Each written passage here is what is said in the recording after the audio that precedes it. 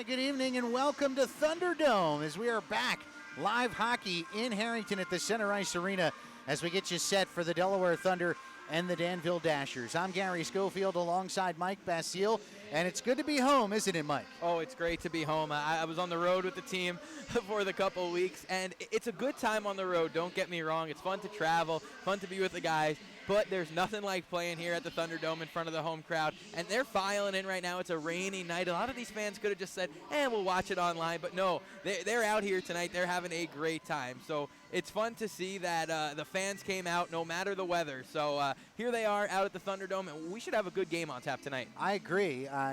It would be easy to look at these two teams. You see that the Thunder are on a 6-game losing streak, and then you have the Dashers come in riding a 3-game winning streak and feel like, here we go again. But this is going to be a much more evenly matched game than maybe the numbers would indicate. Yeah, I 100% think so, and a lot of people don't know.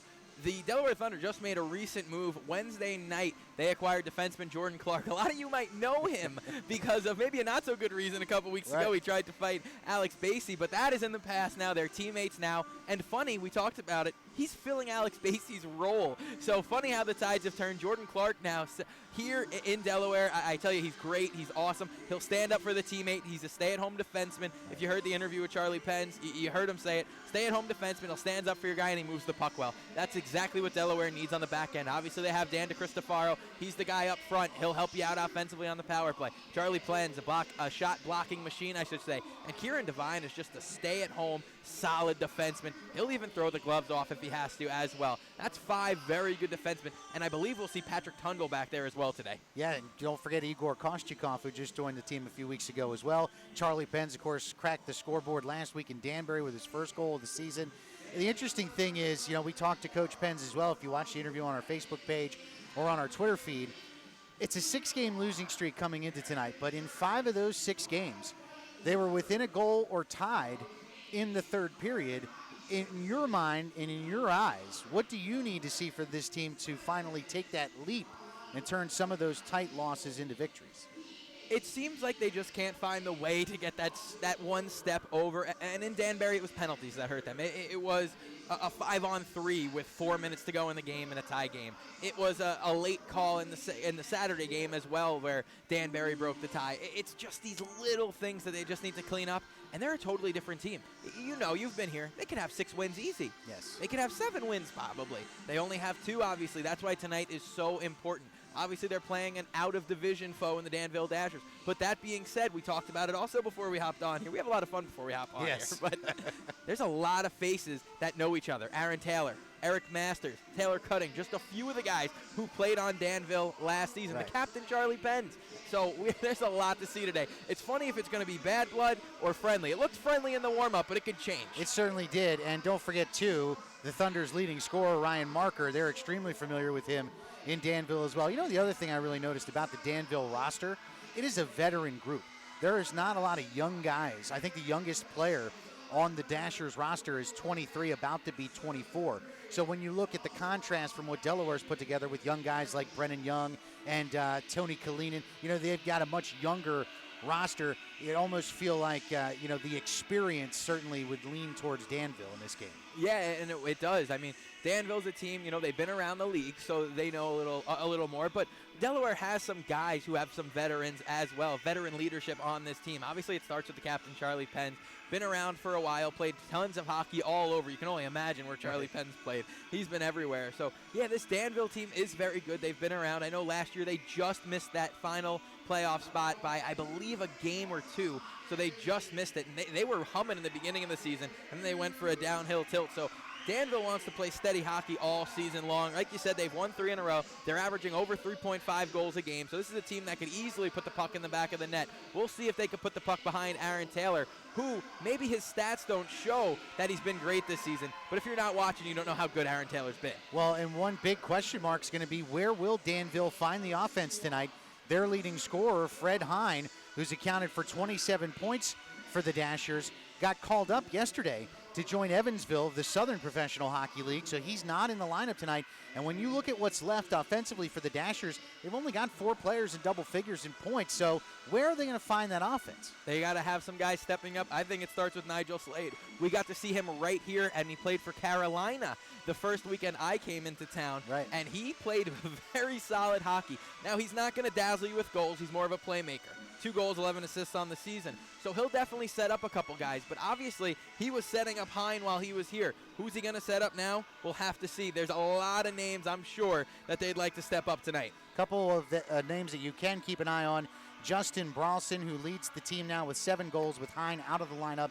But also, I know they really like Mitch Atkins, and watch for Tyler Quintos. Those 2 guys are going to start tonight for the Dashers. So maybe that's where they'll find some of that offense. You mentioned their standings in the West. They're sitting in second place right now at 9-7. Obviously, everybody's chasing the 14-1 Carolina Thunderbirds, but they're putting themselves in a really good position in the Western Division. And conversely, the Thunder, obviously, with their 6-game losing streak, they're sitting at the bottom of the East, just 6 points, 18 behind Elmira, who's sitting in 4th place right now.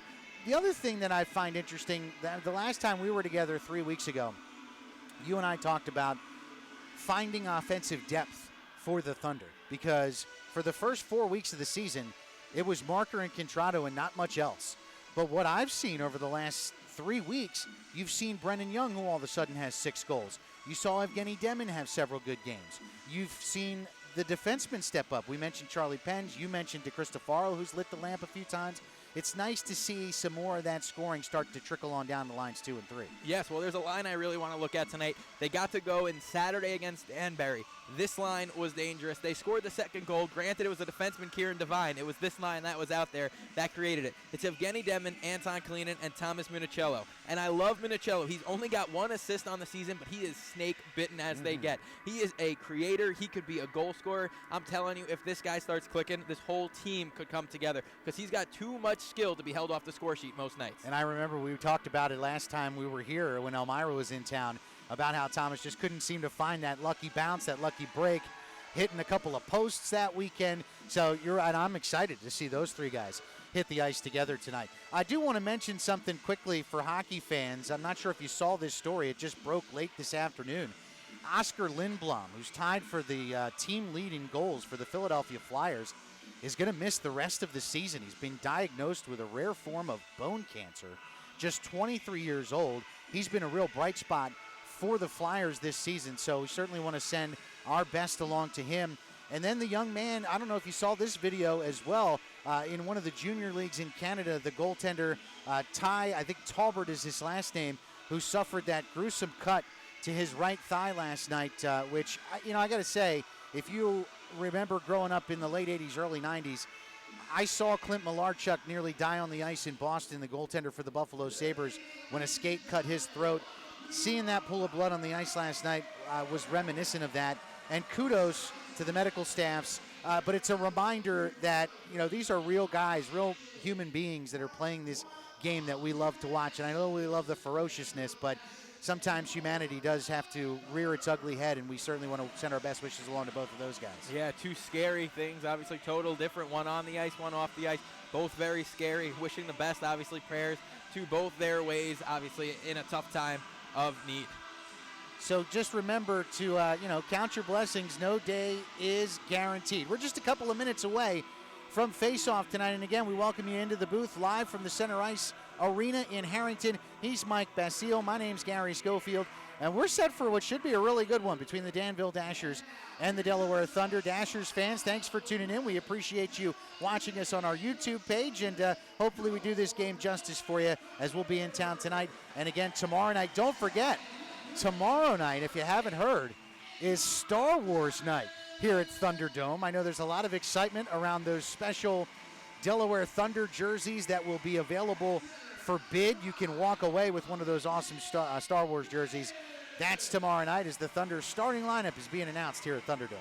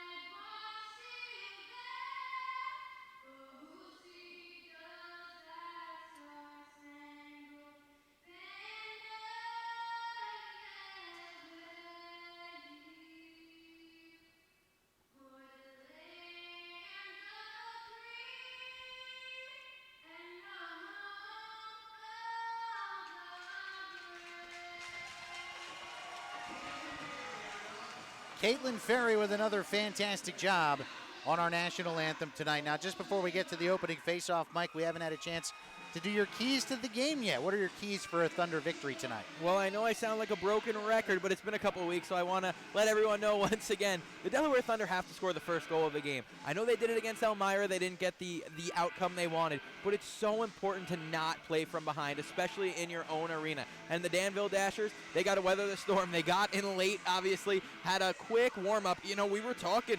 We didn't even see Gordichuk out for warm-up. Right. The starting goaltender, I did not see him out. All I saw was White out, Harley White out for warm-ups. So they need to jump on the Delaware Thunder pretty quick as well. I say the Danville Dashers are going to need to weather an early storm. And on the opening draw, Danville wins the draw, and they'll throw it in on Aaron Taylor. He'll paddle that down and cover up. Quinto skates in. A little snow job there on Taylor, held up by Charlie Penz, and we're just 5 seconds in, and we get our first stoppage of play. Well, it's funny. We talked a little bit about, hey, what are we going to see here? Are we going to see some viciousness, some friendliness? As the game goes on, I think we both know how this one could get. Off the draw comes to Quintos there in the slot, but it's stolen away by Kalinin. Tries to dump in, but that puck's blocked at the blue line. And a good back check there by Atkins, and he'll carry it through center and just fire it deep into the Delaware zone.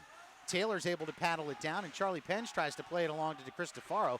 Good pinch there by Quintos. And now all of a sudden Atkins comes away with it. In the slot, Quintos' shot is blocked into the corner by Demon.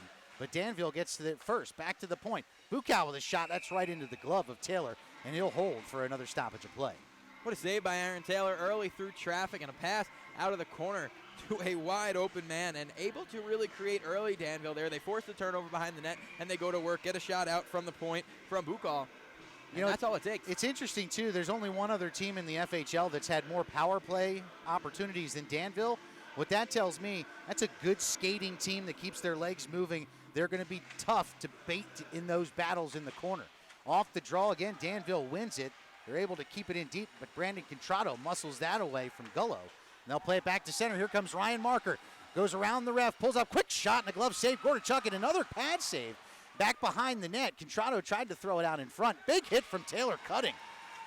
But here comes Danville back through the neutral zone. Gullo's going to race behind the net, tries to beat Kieran Devine to the puck. Just got enough of it. Kushchikov plays it ahead, and here comes Ryan Marker again through center. 1-on-2. He'll go around behind the net, tries the wraparound, and he misses. And then the puck comes, or the net comes off its moorings. And now here we go. Taylor Cutting right in front is going toe-to-toe with Johan Hoagland. Cutting lost his feet, and now the refs are going to get in there to try to break it up. Murray gets his hands around Cutting as well. So just a minute and 9 in, you wondered whether it was going to be friendly or not, and I think we got our answer.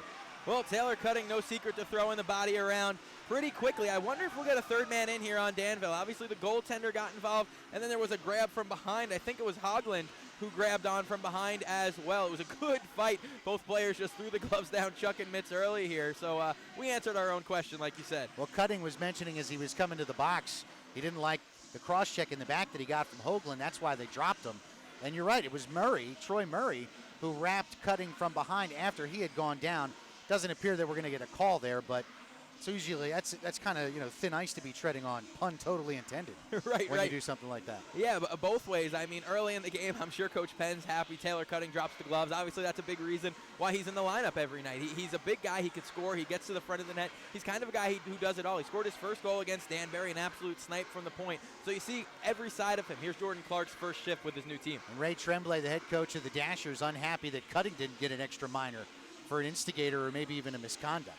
McIntosh off the draw. They come to a stalemate at the circle. His puck still in skates. Evans able to get it deep. Brennan Young back behind the net. He overskates, though, and it comes back to McIntosh. He'll play it to Clark at the blue line. He'll fire one, and it goes through the skates of Masters calmly into the corner, where Danville's able to get it back to center. Big hit by Masters there, and now McIntosh will just throw it back in deep as the Thunder will look to get the cycle on.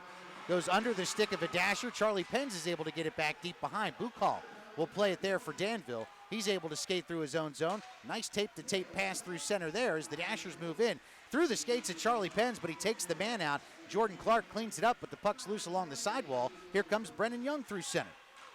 Backhands a pass, trying to get to Masters. That's a good poke check by Troy Murray to get it back to center. But Brennan Young's on the puck again. Quick line change for the Dashers. And Palmerville stands up Brennan Young at the blue line, and the Dashers are able to dump it in deep.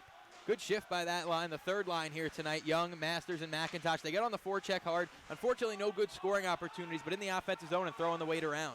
Long pass there, got underneath Jack Wen, and Murray is able to play it ahead. Dashers come through center. They'll walk it in across the line. That's Palmerville. I'm sorry, that's not Palmerville. That's Artem Efimov. Quick shot from the blue line. Taylor didn't quite have that covered. Quick whistle there, and that gets us a stop and play. Aaron Taylor looks like he's seeing the puck well tonight. I know he dropped it after he made the save, but seeing the puck well, first couple shots come from the point, and that's where you want it, but you don't want as much traffic as he's seen in front, and that's one thing I want to see on the other side of the ice. Delaware's got to take away the eyes of the goalie, something they've struggled with early here. 17:31 to play here in the first period. We are scoreless. The Dashers win another faceoff, and they'll dump it into the corner. They'll throw it in front. Wide shot there, and a wild one by Quintos. Puck still loose behind Jordan Clark, battling there with Bormanis. Puck comes back to the blue line. Long shot, and I don't think Taylor saw that right away, but it kicks into the corner. The Dashers are controlling here. They're getting the cycle on. Bormanis bodied by Jordan Clark. Certainly like to see his physicality early on here in the first period, and he's able to work the puck away. Ryan Marker throws it ahead for Patrick Tundle. His outlet pass goes off a skate, and the Dashers are able to recover. Good shift for Jordan Clark there. Throws the body around, makes a play, forces the turnover. Long pass through center, unable to connect with Quintos. And that's going to go all the way down for an icing with 16:52 to go. Well, knowing Charlie Penn's a little bit, I know that's going to win him some love from Jordan Clark right there. He comes out and he does all the right things. Unfortunately, obviously doesn't clear on the first time, but goes back and makes the play for the team. Forces the turnover behind the net. Second effort, they get it out through the neutral zone. Little things like that win over a coach. Genny Demon and Mitch Atkins on the draw here.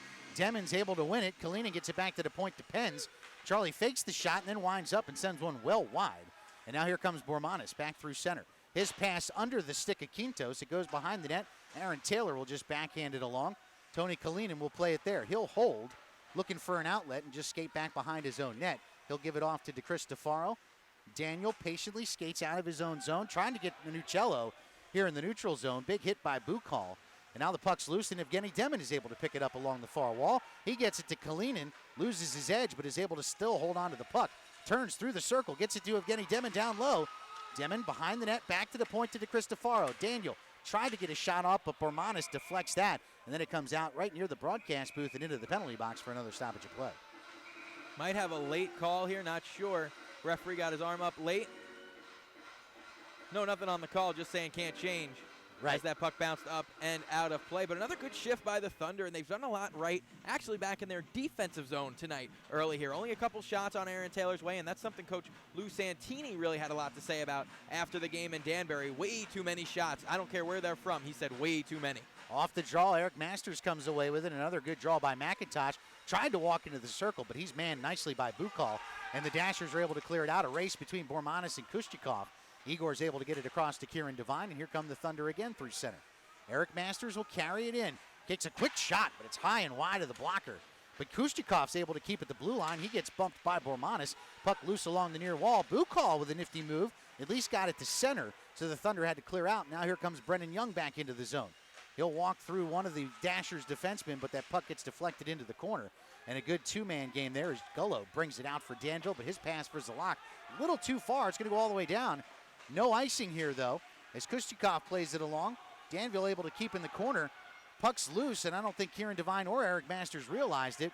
And luckily for them, it goes back to center. Logan Hallgood, the former Thunder, plays it along. That shot by Troy Murray's deflected into the corner. Patrick Tundle with a nifty move there. Now the pass from Brennan Young back to center, but nobody was there. Line change for Delaware. As Gullo will tip that into the Delaware zone. It's loose in the corner. Kieran Devine will battle for it. Was able to play it along, and now Patrick Tundle looks to clear the zone, and he does, but only to the red line as Danville's able to recover. Puck's loose at center, though, and Ryan Marker's got his stick on it now. He'll circle back, now rev that engine. He'll do it again. Tough sledding through the neutral zone, but a good pass there to Contrado, who was looking for the feedback from Brandon, but he just wasn't ready to let it go, and he's able to carry it in and play it in deep as Tundle chases. Tundle gets to it first. Bodied by Hallgood. Behind the net, Ryan Marker comes away with it. Stops in the circle, winds and fires a shot, and that's a good pad save by Gordichuk as it goes wide into the corner. Kept in at the blue line by Tundle, but Logan Hallgood will play it there back to center. That's off the stick of a Dasher, and here comes Charlie Pence through the neutral zone. He crosses the blue line. On the backhand, throws it through the slot, but nobody was there. Ryan Marker is able to pick it up, though. Poke check nicely by the Danville defense. Marker fires one from a tough angle, and Gordichuk was able to see it all the way, and he corrals it for the save. With 14:03 to go, we're still scoreless. I know Marker's got a ton of goals, but I love to see him pass that puck. He comes out from behind the net. Captain Charlie Penn's right at the top of the circle, had a beautiful one-time opportunity, and he just missed them. And it's things like that where when a team's struggling, you need those opportunities to score. They've had some good ones early, but you need one like that from the captain with a huge shot. Off the draw, the Dashers come away with it. There's Atkins. His pass through the neutral zone is behind Quintos and goes all the way down. No icing as they wave it off as Quintos wins the race with Devine. Good keep at the sidewall there by Bukal. Puck still loose at the goal line. Through the slot, Kieran Devine able to play it ahead to Minucciello. He was trying to get it to Kalinin, but good defense there by Danville as they throw it back into the Delaware zone. How good is the hockey we've seen tonight from both sides? Danville in the defensive zone, offensive zone, vice versa. Genny Demon carries in. Throws it in the slot. A shot by Kalinin. Didn't get much on it. And Gordichuk's able to play that aside into the corner, but Delaware keeps. Evgeny Demon takes a cross-check in the back there from Bukal. No call, and here comes Danville the other way. Bukal through the neutral zone. He'll fire one from the red line on Aaron Taylor. He'll hold on to that one. And now we get a little business in front between DeCristofaro and Atkins. Kieran Devine stepping in as well. Well, you know, you said it in the pregame, Mikey. What kind of game are we going to get tonight? Now all of a sudden, looks like we got some gloves dropping. DeCristofaro throwing lefts on Atkins. Gets him down to his knees. And it's continuing to wail away until the referees get in there late. I love to see that from DeCristofaro. Wow. Well, he comes in, Atkins, late, and he puts a cross-check in right high on DeCristofaro. He gave it back, and DeCristofaro chucked the gloves off for the first time this season. He took absolutely no business there. He's not happy coming to the penalty box. I'm sure Atkins won't be either, as both players seem to be obviously upset with each other, but both players look like they had a grief with one another. Well, and you mentioned it too, you know, when you got a guy that isn't typically a fighter, I mean, Daniel's a pretty mild-mannered kid, a little more of an offensive defenseman for the Thunder. If to see him get riled up like that, that's got to lift the rest of the group, right? 4-on-4, I just heard the official said, so I wonder if they might just go roughing minors here. We saw that one other time here, if you remember. I believe that was against Elmira, where the mitts were off, and they did it again. Look at this. Roughing minors. I saw DeCristofaro throwing punch after punch, and on the ground, I believe Atkins got some in as well. I have seen boxing matches that don't have that many punches involved. I don't know how you don't call that a fight. Oh, wait a minute. It looks like they're giving DeCristofaro the fighting major and just the minor to Atkins. No, I heard the official from up here. He said 4-on-4, but that could mean 4-on-4 for the first 2 minutes. Correct. And then Danville's going to end up with a 3-minute power play. And wow, that's how it's going to be. That's unbelievable to me. Especially when once they were down on the ice and the refs came in, Atkins was throwing blows as well. I'm really surprised they didn't just go with fighting majors for both. I realize Atkins wasn't a real active participant early on in that fight, but he certainly dropped the gloves, and to me that's the first signal that a fighting major's coming. So that's absolutely unbelievable. Sorry, Gary. I can't believe it's. Yeah, I don't get it either. You can't. I've never seen that. I've watched hockey my entire life. I know you have too. I've never seen a 5-minute major for one and a 2-minute minor for the other for fighting. 4-on-4, Ryan Marker is looking to carry it out of his own zone. Loses the puck momentarily, but gets it back. Skates through two Danville defenders. Through the circle, score! Ryan Marker goes top shelf on Gordichuk, and the Thunder are up 1-0 on Ryan Marker's 16th goal of the season. You can't say enough about this kid. You just can't. He's unbelievable night in and night out. He finds a way to put the puck in the back of the net. 4-on-4, 5-on-5, 4-on-3. 4-on-4, it really doesn't matter. 1-0. And you know that means a lot to him to score against his former teammates and to help put his team up in a situation where they're going to be facing a shorthanded situation here in just a minute 47. Right, that's so huge. It's Ryan Marker, obviously, who answers the call, as he always does, exactly at the 7-minute mark in the first period. Our stat keeper, Jeff, will be happy about that one. Nice and easy for him. It's a 4-on-4 even strength goal, and the Thunder are up 1-0. What was the key tonight, Gary? You said it. Score the first goal, and they did. Right off the draw, Kushchikov with a shot, and it goes just wide. Gordichuk did a nice job to come out and challenge there. Charlie Pence corrals it in the Delaware zone. He'll pass it ahead. Kushchikov plays it there. Backhand pass for Kalinin. He's a bit behind him, so Tony's got to retreat back into his own zone. He'll give it back to Kushchikov. Igor circles, hands it off to Evgeny Demon. Demon through the neutral zone, across the blue line, into the circle. They'll look the backhand, but he's walled off there. Nice defensive play by Johan Hoagland. Now back the other way is Tony Kalinin. He's marked well. Kalinin holds, hands it off to Kushchikov. Igor loses it momentarily.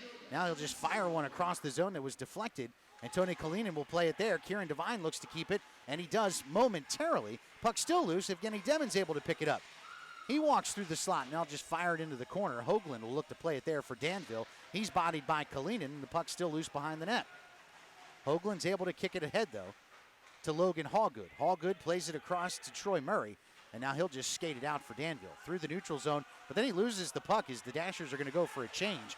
Evgeny Demon carries ahead. Now he'll just circle back. 32 seconds left on the minor to Atkins before Danville will go on a power play. It's a major power play as well, so they'll get all the time no matter how much they score. Through the neutral zone, here comes Tony Kalinin. 1-on-4, tries to skate through all of them, and he gets buried. Ben Bukal with a huge hit in the slot, and the Danville Dashers come away with the puck. I like the physicality I've seen out of Bukal so far. Yeah, and that's definitely why he's got a roster spot on this team. Bukal's a huge body, and he's smart. He plays the game the right way, and he's not afraid to throw around that big body. And that minor penalty is about to expire to Atkins, and now the Dashers will look to try to set up their power play. Behind the net, Jordan Clark gives it away right in the slot. A huge save by Aaron Taylor. The clearing attempt by Jordan Clark ended up right on the stick of Alex Pomerville, but Aaron Taylor up to the task, keeping this a one-goal game. I watched the transition from Taylor's stick to Clark's stick behind the net. The puck comes up on edge, and you saw Clark just whiff on it. Didn't get anything he wanted to on it. Gives his goaltender, Aaron Taylor, a pat on the head, who's got to be good tonight. Atkins, Quintos, Bormanis up front. On the point, it's Bukal and Pomerville. Bukal across. Bormanis, his shot's deflected into the netting, and we'll get another stoppage of play. Kostyakov comes out and blocks the shot. I want to see the Delaware Thunder penalty kill a bit more aggressive. Sometimes they sit back, and it usually works pretty well, the penalty kill. But I'd like to see it a little more aggressive, especially on a long 5-on-4. Atkins and McIntosh will be on the draw again. Looks like we've got Tundle, Penz, and Kostyakov out for Delaware.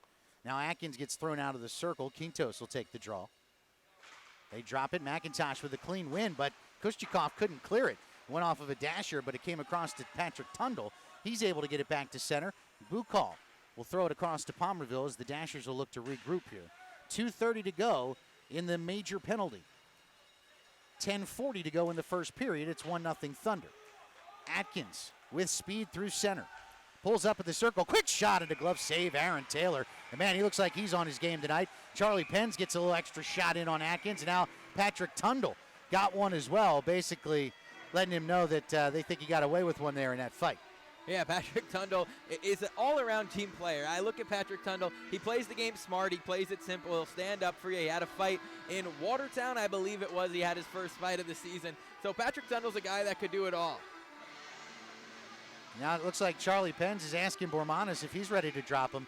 I think we're going to have a lot of moments of animosity in the game tonight. And I guess Taylor Cutting heard something on the bench because he was shaking his head as well, and that's not a guy I don't think anybody wants to go with. No, the first 2 minutes of the game, he dropped the gloves tonight. Off the draw, the Dashers win it back to the point. That's Hoagland. He's going to play it along the far wall.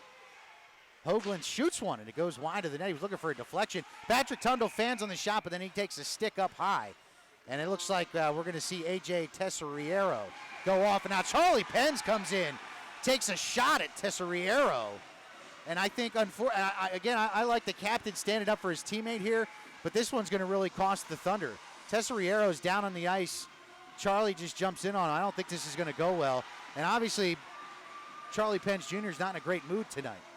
No, and he gave Gullo a push also on the way to the box. Not sure. And that's kind of the thing we talked about. Well, we got to be a little smarter. And I think the captain does have to stand up, yes, but obviously not even dropping the gloves on the other hand. I'll see what happens here, but you have to think that this is going to even up at the very least. Well, Tesoriero is going to get a high sticking call. That was the original stop. And if they gave a fighting major to DeGristofaro and a minor to Atkins before, I don't think Tesoriero gets anything extra. And I think Charlie gets 5 minutes for dropping the gloves and taking the punch. We'll see what happens here. I don't know for sure, but I am worried that the Delaware Thunder will end up on the short side of things here because Patrick Tundle appears to be okay on the bright side. I don't see any blood from Tundle, so we'll see. It'll probably just be the 2-minute minor on them. And like you said, I think a 5-minute major on the other side. I can't see how they would call it any other way. Which, what that will do is basically the 2-minute minor for high sticking will negate pretty much the rest of the DeCristofaro penalty. But then the Dashers would have, again, another 3+ minutes of major penalty time. Right, and it's things like this every week. We talked about it a little bit earlier before the game. What are some differences in games? And one of the problems is the penalties on the Thunder, because obviously tough to get going when that happens, and Charlie Penn's is straight off the ice. I have a feeling he's going to be ejected from this game. They're probably going to give him a game misconduct for that, which maybe they'll just take that route. I mean, there's got to be some sort of penalty time on top of that. That is a huge, huge loss for the Thunder. Not only is he their captain, but he's been their steadiest defender. And I know it was a high stick on Tundle, and I know you stand up for your guys, but you know, I wonder if something was said or something happened prior to that, because it had to be more than just that. Well, remember, just before that last face-off, when they had a little bit of the extracurricular activity with Atkins on the last stoppage, you know, Charlie was telling Christers Bormanis, "You going to drop him? We're going to go." Like, he wanted to get in on the fighting action. That just wasn't the right time to do it, I don't think. Right, and the official still talking with Coach Charlie Penn's over here at the near bench, and obviously losing your captain in any manner is not good, but this way is very not good. My assumption is we'll play 4-on-3 for 2 minutes, barring a goal, and then the rest of that major that they could score on. No, 4-on-3 will be as long as it goes. It's a double minor for the high stick on Tundle. Okay. So it will only be a minute of power play time. I'm sorry, no, they will have pretty much all power play time, because those are both majors up there. But the clocks will run concurrently, so I think you're right. When Tesoriero comes out of the box, there'll be a minute of major power play time left. Yes, but now it's 4-on-3 for Danville. Oh, right. Puck's cleared down the line from Ryan Marker, recovered by Gordachuk. Bukal will set it up here for the Dashers. Finds Atkins through the neutral zone. He'll skate in, tries to get through Kieran Devine. Kieran steps up well, but the puck's loose, and Quintos picks it up. He's bodied by Brandon Contrato. Here's clearing attempt, jumps through the stick of Pominville. Now here comes Ryan Marker across the blue line. Into the circle. He's trying for the wraparound. That was a good play defensively by Ben Bukal to get him off the puck. Although it's still loose behind the Danville net, and finally Pomerville is able to come away with it. Ryan Marker fakes the shot, but they must have watched some tape on him. Bukal had no business going for the fake shot. Back to the point, Bukal. He'll play it to Pomerville. Pomerville down low. There's Atkins. Quick shot and a save by Aaron Taylor with the blocker. Puck's loose into the corner. Back to the point. Bukal walks in, fakes the shot. Quick pass to Atkins, and Aaron Taylor with a sliding save on the one-timer. Keeps it a 1-0 game with 9:24 to go. Aaron Taylor, the goalie who makes the tough ones look simple. Pushes off left to right. He gets a rousing ovation from the Thunder pack on the far side of the ice. Aaron Taylor is incredible, and time like this makes it tough for him, because he's going to see a lot of shots in a short stretch. Still 4-on-3 here for another 1:11. That's how much time's left in the DeCristofaro penalty.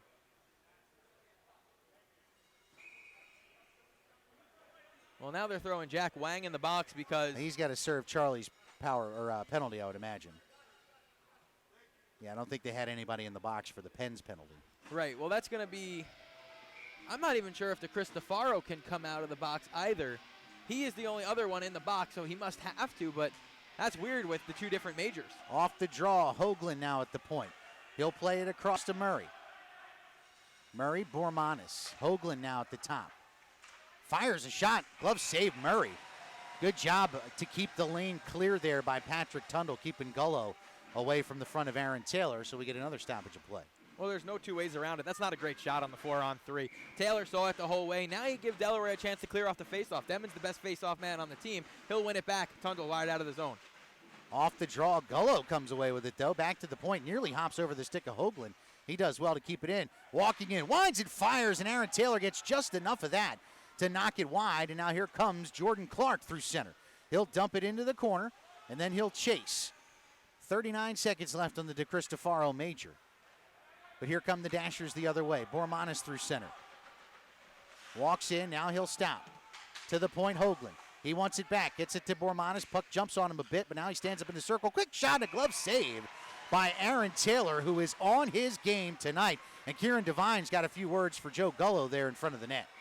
This game got chippy fast. I don't know who's friends and who's not. They looked friendly in warm-up. Everyone's tapping each other on the pads and whatnot, but now it's gotten chippy, and obviously with a couple fights early, you lose your captain, Charlie Penns. It's frustrating. I'm sure as soon as this penalty kill's over, Taylor Cutting's going to get right back out there, and I can only imagine what's going to go on from there. That's Nick Gullo. My apologies, Dashers fans. Off the draw between Atkins and Municello, and the puck's clear all the way down by Kieran Devine.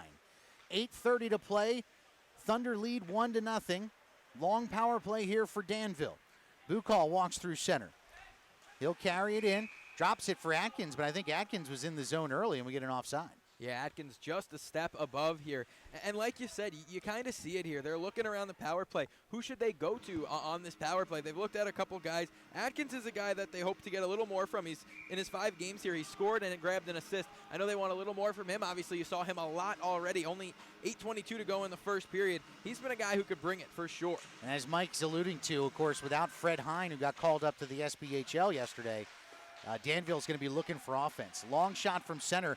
Bukal put it right on the glove of Aaron Taylor, who clears it all the way down himself. And now we get a whistle.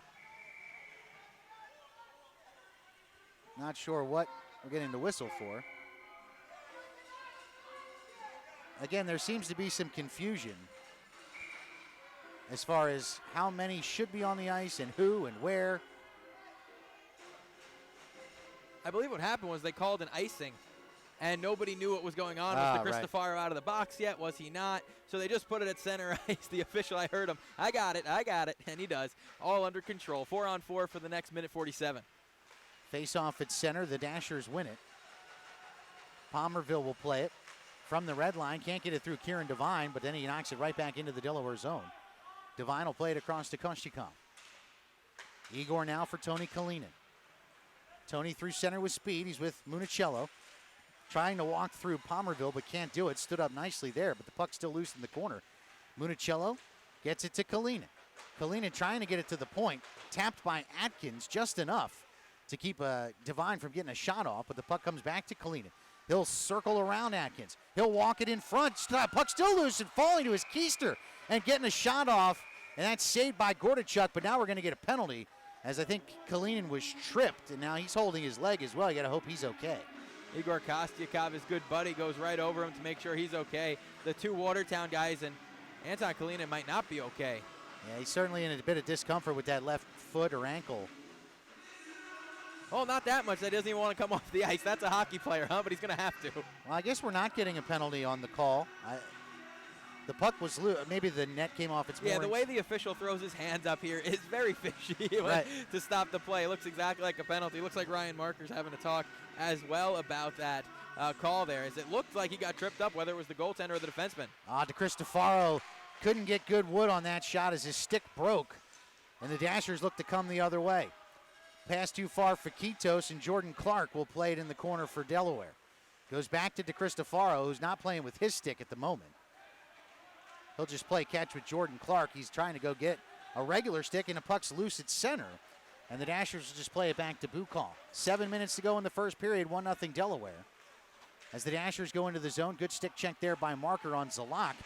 Jordan Clark takes him down, but the puck is still loose behind the net. Clark recovers. A little miscommunication between him and Kieran Devine, which you could kind of expect with Clark's debut in the Thunder uniform tonight. Right, obviously first game, only had 1 practice with these guys as well. So it is tough to come in and make a big statement here. 14 seconds left of 4-on-4 play.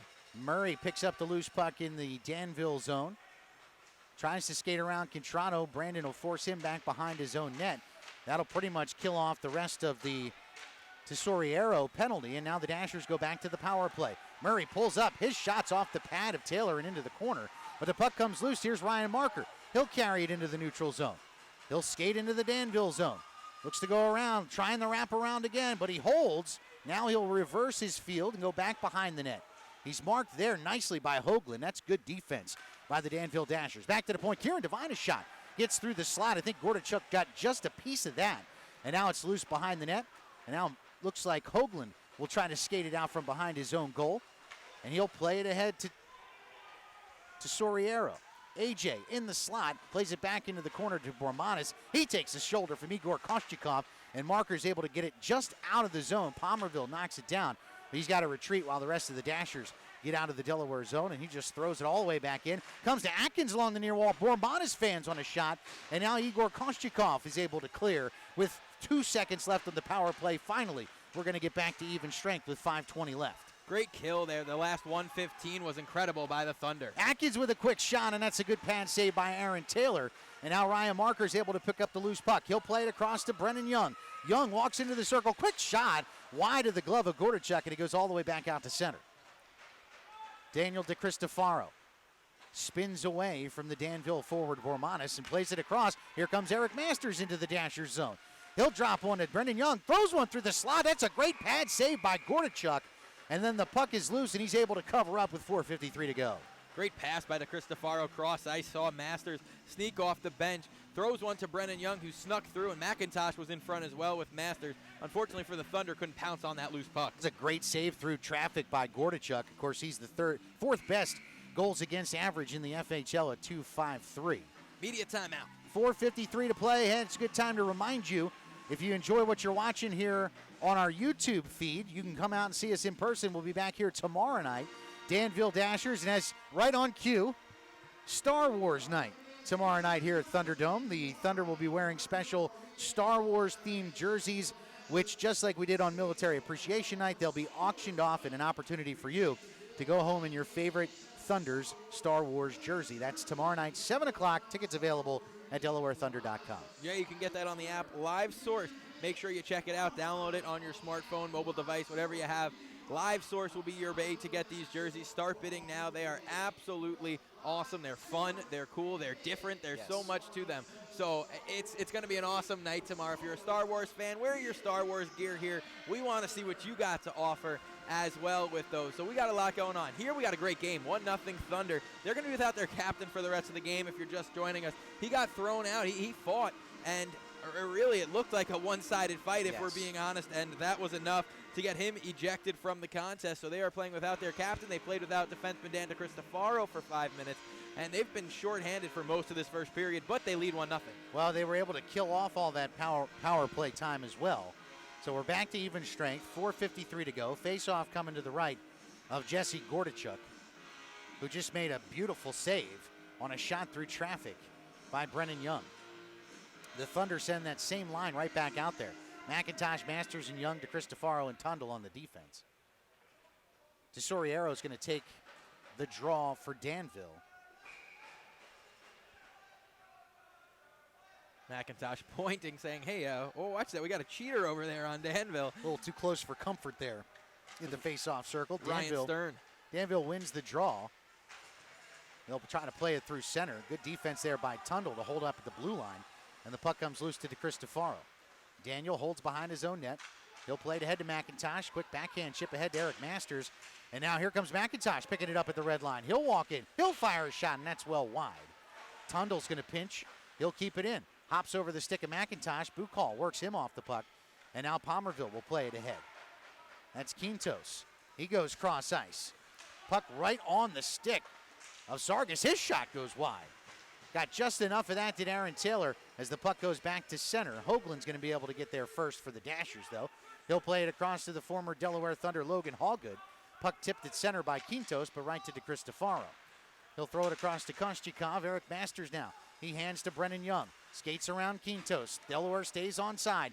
Brennan Young tried to pull one up in the circle, but was manned off the play by Hallgood, but then a follow-up shot from Kostyakov, as Young's still being held down in front of the net, and then the net comes off its moorings as we get a stoppage with 3:46 to go. And the net always pops off on that side. We talk about it week in and week out here in Danville. Danville, I'm still living in the past. Here against Danville. In Delaware, we do it as well. And the official giving it to the goaltender a little bit there, Gordichuk. But I can't blame him. We see it happen every week. Even if it's Aaron Taylor over there, it happens as well. Taylor cutting back out for the first time, and he's already chatting, you could tell. Yeah, remember, he fought within the first 2 minutes of this contest. 3:46 to go. Brandon Contrato on the draw. Tries to walk right through the circle. Puck loose in front. Cutting bats away at it. And it goes wide, and now we get a whistle. Did the net come off again? Yes, it did. Kind of odd on a play where nobody was near the net. Got to spray some water down on that side. Something. 3:42 to play. 1-0 Thunder on a marker by Ryan Marker. Brandon Contrato again will take the draw. Back to Ryan Marker. His shot through the circle. It's blocked by Atkins. And Hoagland looks to clear the zone. He gets just enough on that backhand clearing attempt to get it ahead to one of the Dashers forwards. Puck comes loose at center, and now here comes Atkins. He'll play it in. Kieran Devine picks it up for Delaware. His cross-ice feed just off the stick of Taylor Cutting. Hoagland's able to play it there, but bodied off the puck by Cutting. Puck still loose, just sitting on the blue line. Taylor's wrapped up with Atkins, who's grabbing the stick, and now Brandon Contrato will fire it back in deep. We're near the 3-minute mark of the first period. Gordichuk playing it behind his own net. Dangerous pass through the slot there by Murray. And now Bormanis will carry it. He'll hand it off to Hallgood. Logan plays it off the glass. Kostyukov tries to keep it the blue line, can't do it. And now here comes Atkins with speed. Bit of a 2-on-1 brewing for Danville, but then Atkins loses the puck. Gullo on the follow-up plays it in deeper. Kieran Devine chips it along. Bormanis will get there first for Danville. He's marked by Ryan Marker, and Contrato's able to clear the zone. Good shift by the Dashers there. Got some offense going. Unfortunately, couldn't get anything on net, but a good shift for Danville as they've really cut off good scoring chances in their own zone as well. 2:30 to go. Bukal plays it behind his own net. He'll hand it over to Palmerville. Palmerville's pass right on the stick of Bormanis at the blue line. Chris Costas with Zalak. Drop pass as that's deflected up into the netting. Gullo on the shot. I believe it was Cutting who got a piece of it. Now Taylor's got some words for Bormanis as they go back to the bench. The officials had enough of the fights. He said, hey, it's taking us 45 minutes to play a period. Let's take it easy here. But again, active sticks for the Thunder. Dan DeCristofaro on a 3-on-2 gets back into the shooting zone and blocks the shot. It's with his skates, it's with his stick, it doesn't matter. And with the leading shot blocker on the team, Charlie Penn's out, DeCristofaro, Kieran Devine, Clark are going to have to get the job done. Evgeny Demon on the draw here with Zalak. Back to the point, Bukal. Palmerville from the blue line, bouncing puck. Looked like it might have gone off the stick of Tundle, but Taylor was able to knock it away. Now it's loose in the slot. Here comes Tony Kalinin. Good to see him back on the ice after he seemed to have twisted his leg a bit in his last shift, and he's just going to skate back behind Aaron Taylor and look to reset things for the Thunder, but then he fans on a pass, and the puck continues to be loose, and Kalinen's able to get it back and play it out to center. Now Bukal will play it across to Palmerville. Palmerville chips one ahead. That goes through Barakov. And now Evgeny Demon has it at the Delaware blue line. He holds for a moment, gets it to Tony Kalinin. That's a good poke check there by Palmerville to Zalak. Zalak plays it ahead to Barakov. His shot saved by Aaron Taylor, and that glove hand has been stellar for number 39 tonight.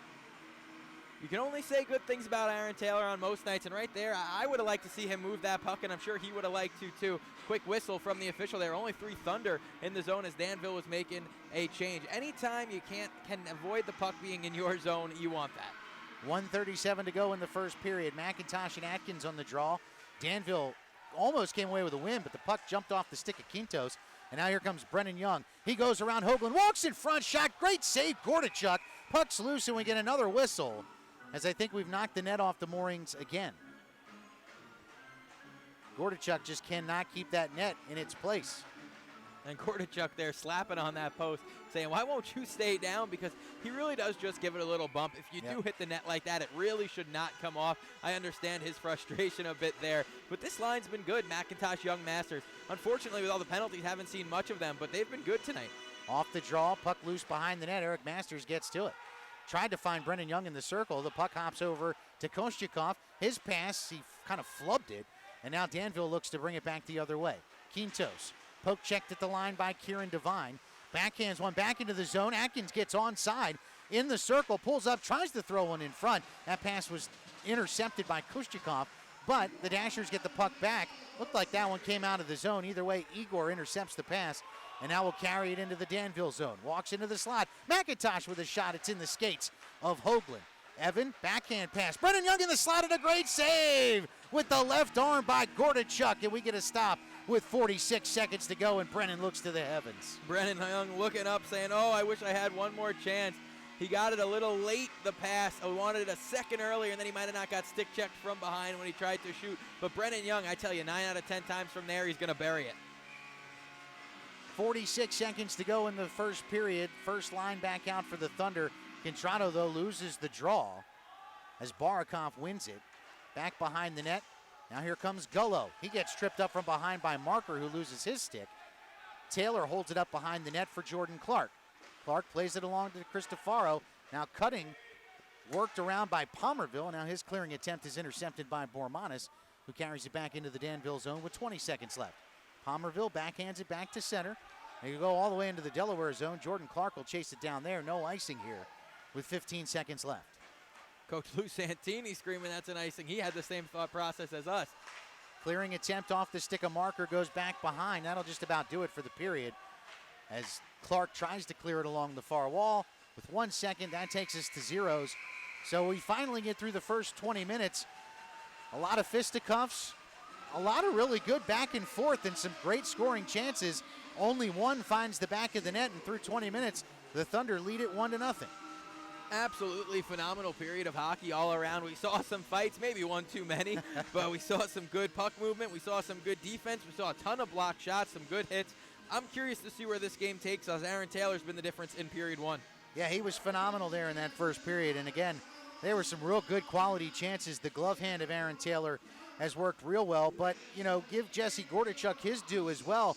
That save on Brennan Young was the latest, but he made probably a half a dozen really quality saves there in the first period. Could not stop, though, that shot from Ryan Marker as Marker's 16th goal of the season makes it a 1-0 Delaware Thunder lead. I believe that goal was unassisted. I'm trying to find the official scoring here on that goal, but that was quite a rush that Ryan Marker did pretty much on his own. They did give a helper to Charlie Penz, and Brandon Contrato picks up an assist on the goal as well. That's Brandon's, I think, his 20th assist of the season. 16th assist of the season. Gives him 22 points overall. Shots in that period, Danville outshot the Thunder 18-11. So Aaron Taylor has stopped the first 18 shots he faced. And again, of those 18, I would say probably 10 really quality scoring chances for the Dashers. Yeah, and I know we say a lot that Delaware needs to slow it down and find a way to figure it out to be able to get the shots limited. But in that first period, you can't blame them because they were shorthanded for about 6 or 7 minutes. So now that if they can limit that in the second period, I don't think they give up more than 10 or 12 in that period, because 5-on-5, I think Delaware was the better team. I think Danville did a lot of good things on the power play, but at the same time, you look and you say, a lot of those good chances obviously came with that for them. So if they can limit that, Delaware had a very good period. So and maybe they do have the slight edge right now. Well, interesting, too. Remember, Danville's without their leading scorer. Fred Hine was called up to Evansville of the Southern Professional Hockey League yesterday. And it does really look like they're trying to find someone to sort of step up and be the offensive leader. You know, every game we've seen, there's one guy that kind of leads the offensive flow. It's Ryan Marker for the Thunder. It's Ahmed Mahfouz in Elmira. It's Butita for Mentor. We're trying to decipher who's going to be that lead guy for the Dashers tonight. Right, and you look around tonight, and there's a lot of guys that you could say, could it be? And you look, I like Atkins. Yeah. I mean, Atkins has been around the right areas. He gets to the front of the net. He's not the biggest body out there, but he's got 2 points on the season so far. He's only played 5 games with the Dashers. So I want to see if he gets more acclimated with the guys, what he can bring to this team. But I look at him and I say right away, hey, this is a guy who could fill a role and score some goals. Taking a look around the FHL tonight, Port Huron's got an early lead on Columbus. Scores 2-0 there. Just underway a bit here. Watertown and Danbury are scoreless. Of course, our score here tonight, 1-0. The Delaware Thunder leading the Danville Dashers. Of course, the website not cooperating at this very moment. We come back for the second period. I would imagine, if you're Coach Charlie Penz, aside from the penalty aspect in the first period, I think you really have to be pleased with what you saw from your team, not just from a physicality standpoint, but from a controlling the play in the neutral zone standpoint. One thing that you and I had talked about earlier in the year, there were times where the Thunder just could not find a way to get the puck out of their own zone. I think they've done a really nice job tonight using the walls, limiting second and third opportunities. Right, well, you got to play a simple game if you want to beat a team like Danville. If you try to play too much and do too much, they'll hurt you. They average 3.7 goals on the year, and losing Fred Hine is huge. Obviously, he's a guy, you don't make up 27 points in 16 games if you're not a stud. So obviously he is, and losing him hurts, and this is their first game without him. So they're trying to figure it out. I'm curious to see how they come out in the second period. Will we see the line switched up a little bit? They're probably trying to see what they can make work early in this game. Well, you know, it's also interesting, too, when you spend so much time playing 4-on-4 and with the man advantage, a lot of times that'll mix up your combinations, too. So maybe it'll be an opportunity for Ray Tremblay to kind of reset his guys when they come out for the second period. We'll be ready for it in about 15 minutes. We've got to thank our corporate sponsors, and, of course, we'll be back with period number 2. Delaware Thunder 1, the Danville Dashers nothing. You're watching Delaware Thunder hockey at federalhockey.com and on the Delaware Thunder YouTube channel. Tonight's presentation of Delaware Thunder hockey is brought to you by these fine corporate sponsors: Bay Health, Betsy Ross Pizza, Brimminghorn Meadery, Duck Creek Printing, Gatehouse Media, M&T Bank, Easy Loans Incorporated, The Barn, Harrington Insurance, Big Oyster Brewery, Coeur d'Leon Grill and Restaurant, 47 ABC Television, Delaware Prep Ice Hockey, Bridal Bit Liquors, Charlie's Painting, American Hockey Services, Forever Media, Applebee's Grill and Bar, Robert Webster Cosmetic and Family Dentistry, Delmarva Chiropractic and Wellness Center, First Aid Fabrication, Pizza King, Post-Acute Medical, Premier Orthopedic Bone and Joint Care, Holiday Inn Express, Delaware State Lottery, Planet Fitness, Mission Barbecue, THG Transport Incorporated, the YMCA of Delaware, CrossFit Dover, Texas Roadhouse, Erco Ceilings and Interiors, Chick-fil-A, and MD Mechanical. I'm Gary Schofield. We'll return with the next period in minutes with Mike Basile. You're watching the Delaware Thunder live at federalhockey.com.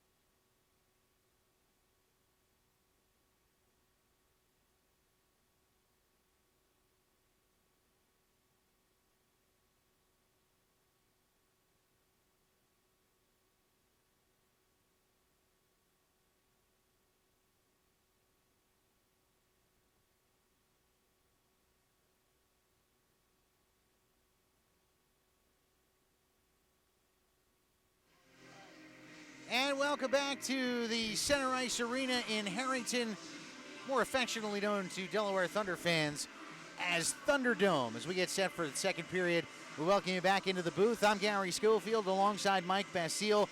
The Delaware Thunder leading the Danville Dashers after 1-0. We appreciate you tuning in tonight. We appreciate the comments as well. Keep them coming. We love to see the interaction. And, of course, if you've got questions about the Thunder, because I know there are a lot of Dashers fans that are watching us on YouTube tonight, maybe aren't as familiar with some of the faces that you didn't see in a Danville uniform before. You could go ahead and post those comments on the YouTube page, and we'll try to get to as many of them as we can as long as play allows. Ryan Marker with the only goal of the first period, his 16th of the season on assists from Brandon Contrato and Charlie Penns, has the Thunder up 1-0. But if you are just tuning in, that's the last you're going to see of Charlie Penns in this game tonight. He was given a game misconduct after being given a fighting major. It was a kind of a weird sequence. AJ Tesoriero high stick Patrick Tundle, while Daniel De Cristofaro was already serving a major penalty. Then Tesoriero went down to the ice, and the next thing you know, Charlie Penns was engaging him in fisticuffs. So he got a game misconduct on top of a 5-minute major penalty. That led to almost, when it was all said and done, it was probably about 4 minutes of major penalty time for the Dashers, but the Thunder were able to kill it off. Right, and obviously with that in the first period, you're up 1-0, 10 minutes of penalty kill time. So obviously you look at that period and you say, all right, not so bad if you're the Delaware Thunder, who still aren't back out on the ice yet. Here they come now, and I want to see how this team starts this period, because will they be a little depleted without their captain? Will they play for him and try to get a win? They're up 1-0, a little easier to play, obviously, when you're up a goal. So you said 6-game losing streak, obviously. Right. Not familiar position up a goal here. Let's see what they can do in period 2. Try to quickly look around the rest of the FHL for you before we get to the face-off here. Port Huron leading Columbus 2-0. Danbury's got a 1-0 lead on Watertown. Elmira is ahead of Carolina 1-0. And Mentor ahead of Battle Creek 1-0 as well. Looks like we're going to start this second period with the Evgeny Demin, Tony Kalinin, and Thomas Municello line. Quintos, Atkins, and Bormanis. Same starting group for the Dashers as they had in the first period. Danville wins the opening draw. Bormanis loses his edge as Burkow was ready to pass to him. Did a good job to hold on to that. And now the Dashers come back the other way. Quintos walks in. Atkins heading towards the net. But Quintos' pass just a little too far ahead for him. And now he loses to De Cristofaro, who plays it back out to center. Palmerville through center to Atkins. Atkins pulls up. Now just backhand one into the empty corner.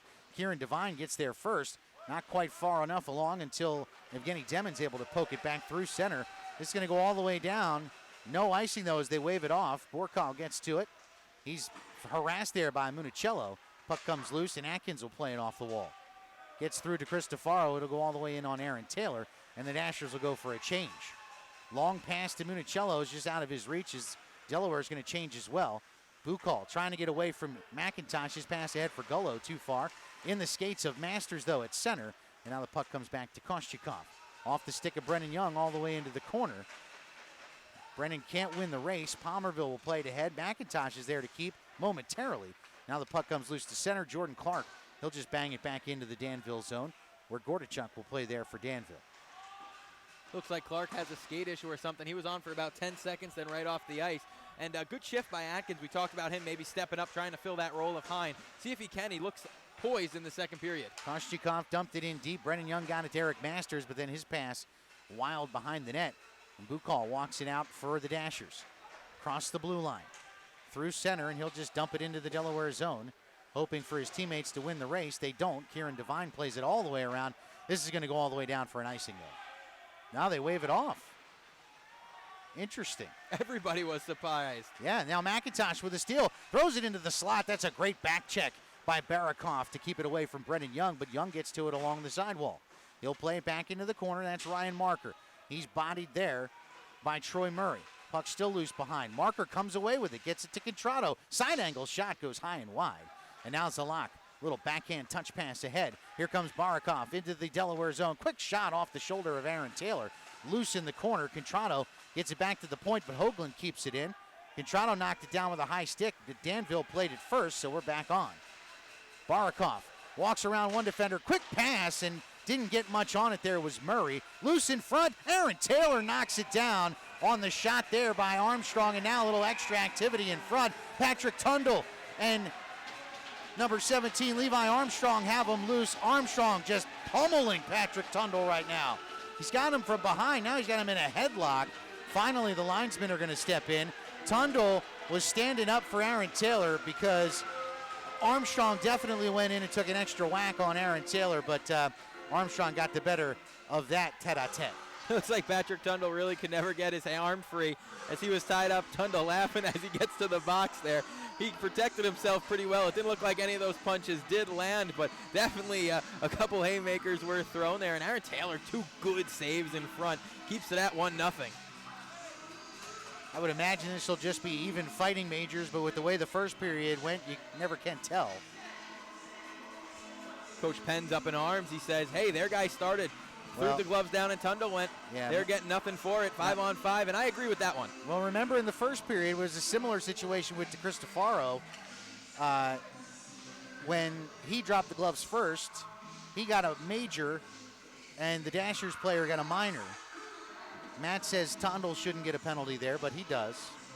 He did throw a couple of punches, did drop the gloves. I think that's the right call. Right. It looked like they were both willing combatants there, but I do have to agree, it did look like during the DeCristofaro fight as well they were. Off the draw, puck comes loose to the sidewall. Ryan Marker carries it ahead. Cutting has to slow down, stays onside. Quick shot and a good glove there by Gordichuk. Keeps this a 1-goal game as, again, Marker tried to beat him on the top shelf glove side. Gordichuk up to the task this time. A chance from the Thunder back here. They've been rowdy tonight as Ryan Marker, every time he's on the ice, he's one of those guys that the puck seems to find him. Whether it's in the defensive zone or offensive zone, he's always in the right spot. A very smart hockey player. Puck was loose in the face-off circle. Danville's able to get to it. Long pass for Bormanis goes too far.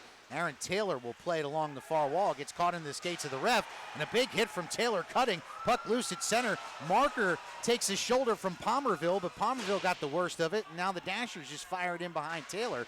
Kostyakov plays it around. From behind, Bormanis gets into Cutting. And now Taylor's clearing attempt goes loose into the Danville zone. Contrado looks to get there first. Fighting with Logan Hallgood, and he does. Tried to get it into the slot, but that pass is knocked down by Atkins, and now Danville comes back the other way. Bormanis walks across the blue line, stops and shoots one high over the glove hand of Aaron Taylor. Taylor Cutting now on an errant pass from Quintos, gets it ahead to Brandon Contrado. Contrado across the blue line, he'll fire one in on Gordichuk, who calmly blockers that away. Atkins ahead for Kalak, that goes through his skates, going to go all the way down. We're going to get another icing here with 16-12 to play in a 1-0 contest. Well, you look at that line, Marker, Cutting, and Contrado, and I'll tell you all about that line. Marker's obviously the scorer. Contrado sees the ice incredibly, and Cutting opens it up for everybody. That big body, he opens it up for everybody, but Danville's not backing down. They're throwing the body right back around tonight. Atkins and Evgeny Demin on the draw here. Have to show a little patience, and finally they're going to throw Atkins out of the circle. Quintos will come in to take the draw. Won by Demin. Kieran Devine will play it behind. Tony Kalinin back out in front. Quick shot by Evgeny Demin was patted away by Gordichuk. Now the puck comes loose at center, and Evgeny Demin will carry it back for Delaware. He'll throw it back into the corner. Around behind, Gordichuk knocks that down. His backhand clear gets by Kalinin ahead to Quintos. He'll backhand it to center. Kieran Devine plays it there, but gives it right back to him. And now Tony Kalinin's going to go off for a hook as he got his stick around the midsection of Quintos, and the Dashers will go to the power play. And Tony going over because it looked like there might have been a bit of an extracurricular there on the end with a dive, but nothing called that way. Kalinin, if you do get your stick in that area, though, you are going to get called a lot of the times, and if you go down, it's going to be a call. But Kalinin not happy. It'll be Marker McIntosh to Cristofaro and Kieran Devine, and having to drop back on defense, Taylor Cutting. Now, Clark must have had an equipment malfunction. He's off the bench as well for Delaware. Danville, I guess officially 0 for 2 on the power play tonight. They win the draw. Nick Gullo plays it there. He's harassed by McIntosh, but is able to get it deep to Zalak. Zalak back to the point. Gullo, his shot knocked down with the blocker by Taylor, and Ryan Marker picks it up and now carries it through the neutral zone. Around Gullo. Backhands over McIntosh. He scores! Evan McIntosh, a shorthanded goal, makes it 2-0 Thunder. The Delaware Thunder doing it short-handed. Ryan Marker gets free on the backhand, finds Evan McIntosh. Spoke to him before the game. He said he's just a step away from burying a couple. Could have had a couple in Danbury. He wanted back. He's definitely more your back-checking forward, grind it out. But if he can get a good opportunity, he's going to bury it. 2-0 Thunder. It's McIntosh's second goal of the season. Second straight home game he's found the net. He scored the last time Delaware was home against the Elmira Enforcers. 1:40 left on the power play. Danville will walk into the Delaware zone. Bormanis plays it across. That's Quintos. Back to the point. Quintos gets it to Palmerville. Palmerville, Bormanis. Good puck movement at this point for the Dashers here on the power play. Palmerville with a shot. Deflected by Atkins. It's loose in the slot. Quintos gets buried by Kieran Devine. And now Marker clears the zone. Pulls up, plays it across for Kieran. He'll just dump it deep into the Danville zone, take away more penalty time. We're under 1:10 left on the man advantage. Atkins, he'll carry it through center for the Dashers. Across the blue line, tried to step through to Cristofaro. Puck came loose in the slot, and Taylor Cutting will clear it back into the Danville end. Right, like we said, Cutting back on defense, and it's Atkins there with a good move. He's been on for most of the scoring opportunities, and Palmerville at the point as well finds a way to get that shot through traffic. Atkins with the tip, just straight up. Wish he got that towards the net. Pass in the skates of Atkins. He'll play it back to Ben Bukal. Atkins now across the blue line. He's checked there by Kostyakov, but gets it around behind the net to Bukal. Pinching in from his point position. He'll carry it back to the blue line. He'll wait, hold, winds, fires. Puck deflected by Quintos high over the crossbar. And now Kostyakov tries to clear the zone. That's good stick work by Bormanis to keep it in for Danville. He gets poke checked by Evgeny Demin. He'll fire it along the near wall and finds Thomas Municello through the center ice zone into the circle, and his shot is deflected. Hoagland did a good job to get a stick in there to negate that shot. 8 seconds left on the power play as Danville comes into the Delaware zone. Quintos stops, turns, fires one back to the point. Hoagland has it. Passes into the circle. Bormanis, power play over. Backhand shot by Atkins. That's steered aside by Taylor. Throws it into the slot. And Evgeny Demin's able to carry it out. Tried to find Tony Kalinin. Pass was behind him. But Tony will get there first. He'll throw it back behind the net. Just pass it to himself. Was trying to throw it into the slot to McIntosh. Then he bodies Bormanis off the puck. And now it's loose. Brennan Young, though, throws it right up into the netting. So we'll get a face-off. Should come out to center. 13:20 to go in period number 2. Another good penalty kill. The only thing you didn't like to see was Bukal had a lot of time to work all the way around the net and get to the high slot and wire one that was just tipped wide. It was a good power play when they did have zone time, Danville. The problem was a lot of time was spent in their zone as well. 13:20 to play in the second period. The Thunder leading 2-0. Goal scorer Evan McIntosh will take the draw with Nick Gullo. Gullo wins it. Right back to Palmerville. He'll play it across. That's Logan Hallgood. Hallgood to Zalak. Couldn't corral that pass. And now it's back loose at center. The Dashers would have been offside, so they'll have to clear the zone. Kieran Devine throws it across. Was looking for Brennan Young, but the pass well behind him. But it comes to McIntosh. McIntosh walks in. He shoots one off the pad of Gordichuk, and Brennan Young couldn't get his stick on the rebound. Big hit along the far wall there on Gullo. But the puck comes free to Bormanis behind the Danville net. On the tape to Gullo. Through center with speed. He's got Zalak. The pass is in the skates. Backhands one. Just floated it towards Aaron Taylor. Aaron snags it out of midair, and then Zachary Sargis gives a little snow job there in front of Taylor. 12:45 to go, 2-0 Delaware. Good play by Zalak, and you've seen Danville, they're able to get some pressure when they get the wheels going through the neutral zone. When they try to go throw Devine to Cristofaro, whoever could step up at the blue line, when they force them back, that's when Danville's able to get a couple good chances. And Aaron Taylor having a chat with the official. He's been bumped into a couple times tonight. Got to make sure his head stays here. He's playing a great game. Tesoriero will take the draw for Danville. Contrato for Delaware. Brandon wins it to Taylor Cutting. He gets it back to Brandon, who plays it off the wall to Ryan Marker. A little backhand touch pass to Contrato, right back to Marker. He'll wind and fire, and that shot's deflected wide. Contrato gets to it on the near wall. His pass attempt is deflected, and here comes Tesoriero the other way. He can't get through the defensive Kostyakov.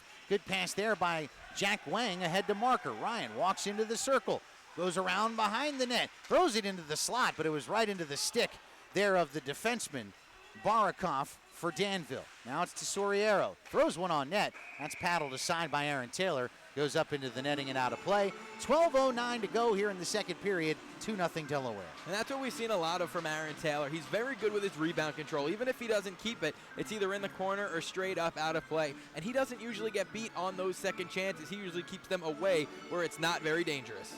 Atkins back in the face-off circle for the Dashers, but that one's won by Evgeny Demon. Kieran Devine plays it across for Daniel DeCristofaro. He'll step around Gullo and just backhand one to Kieran.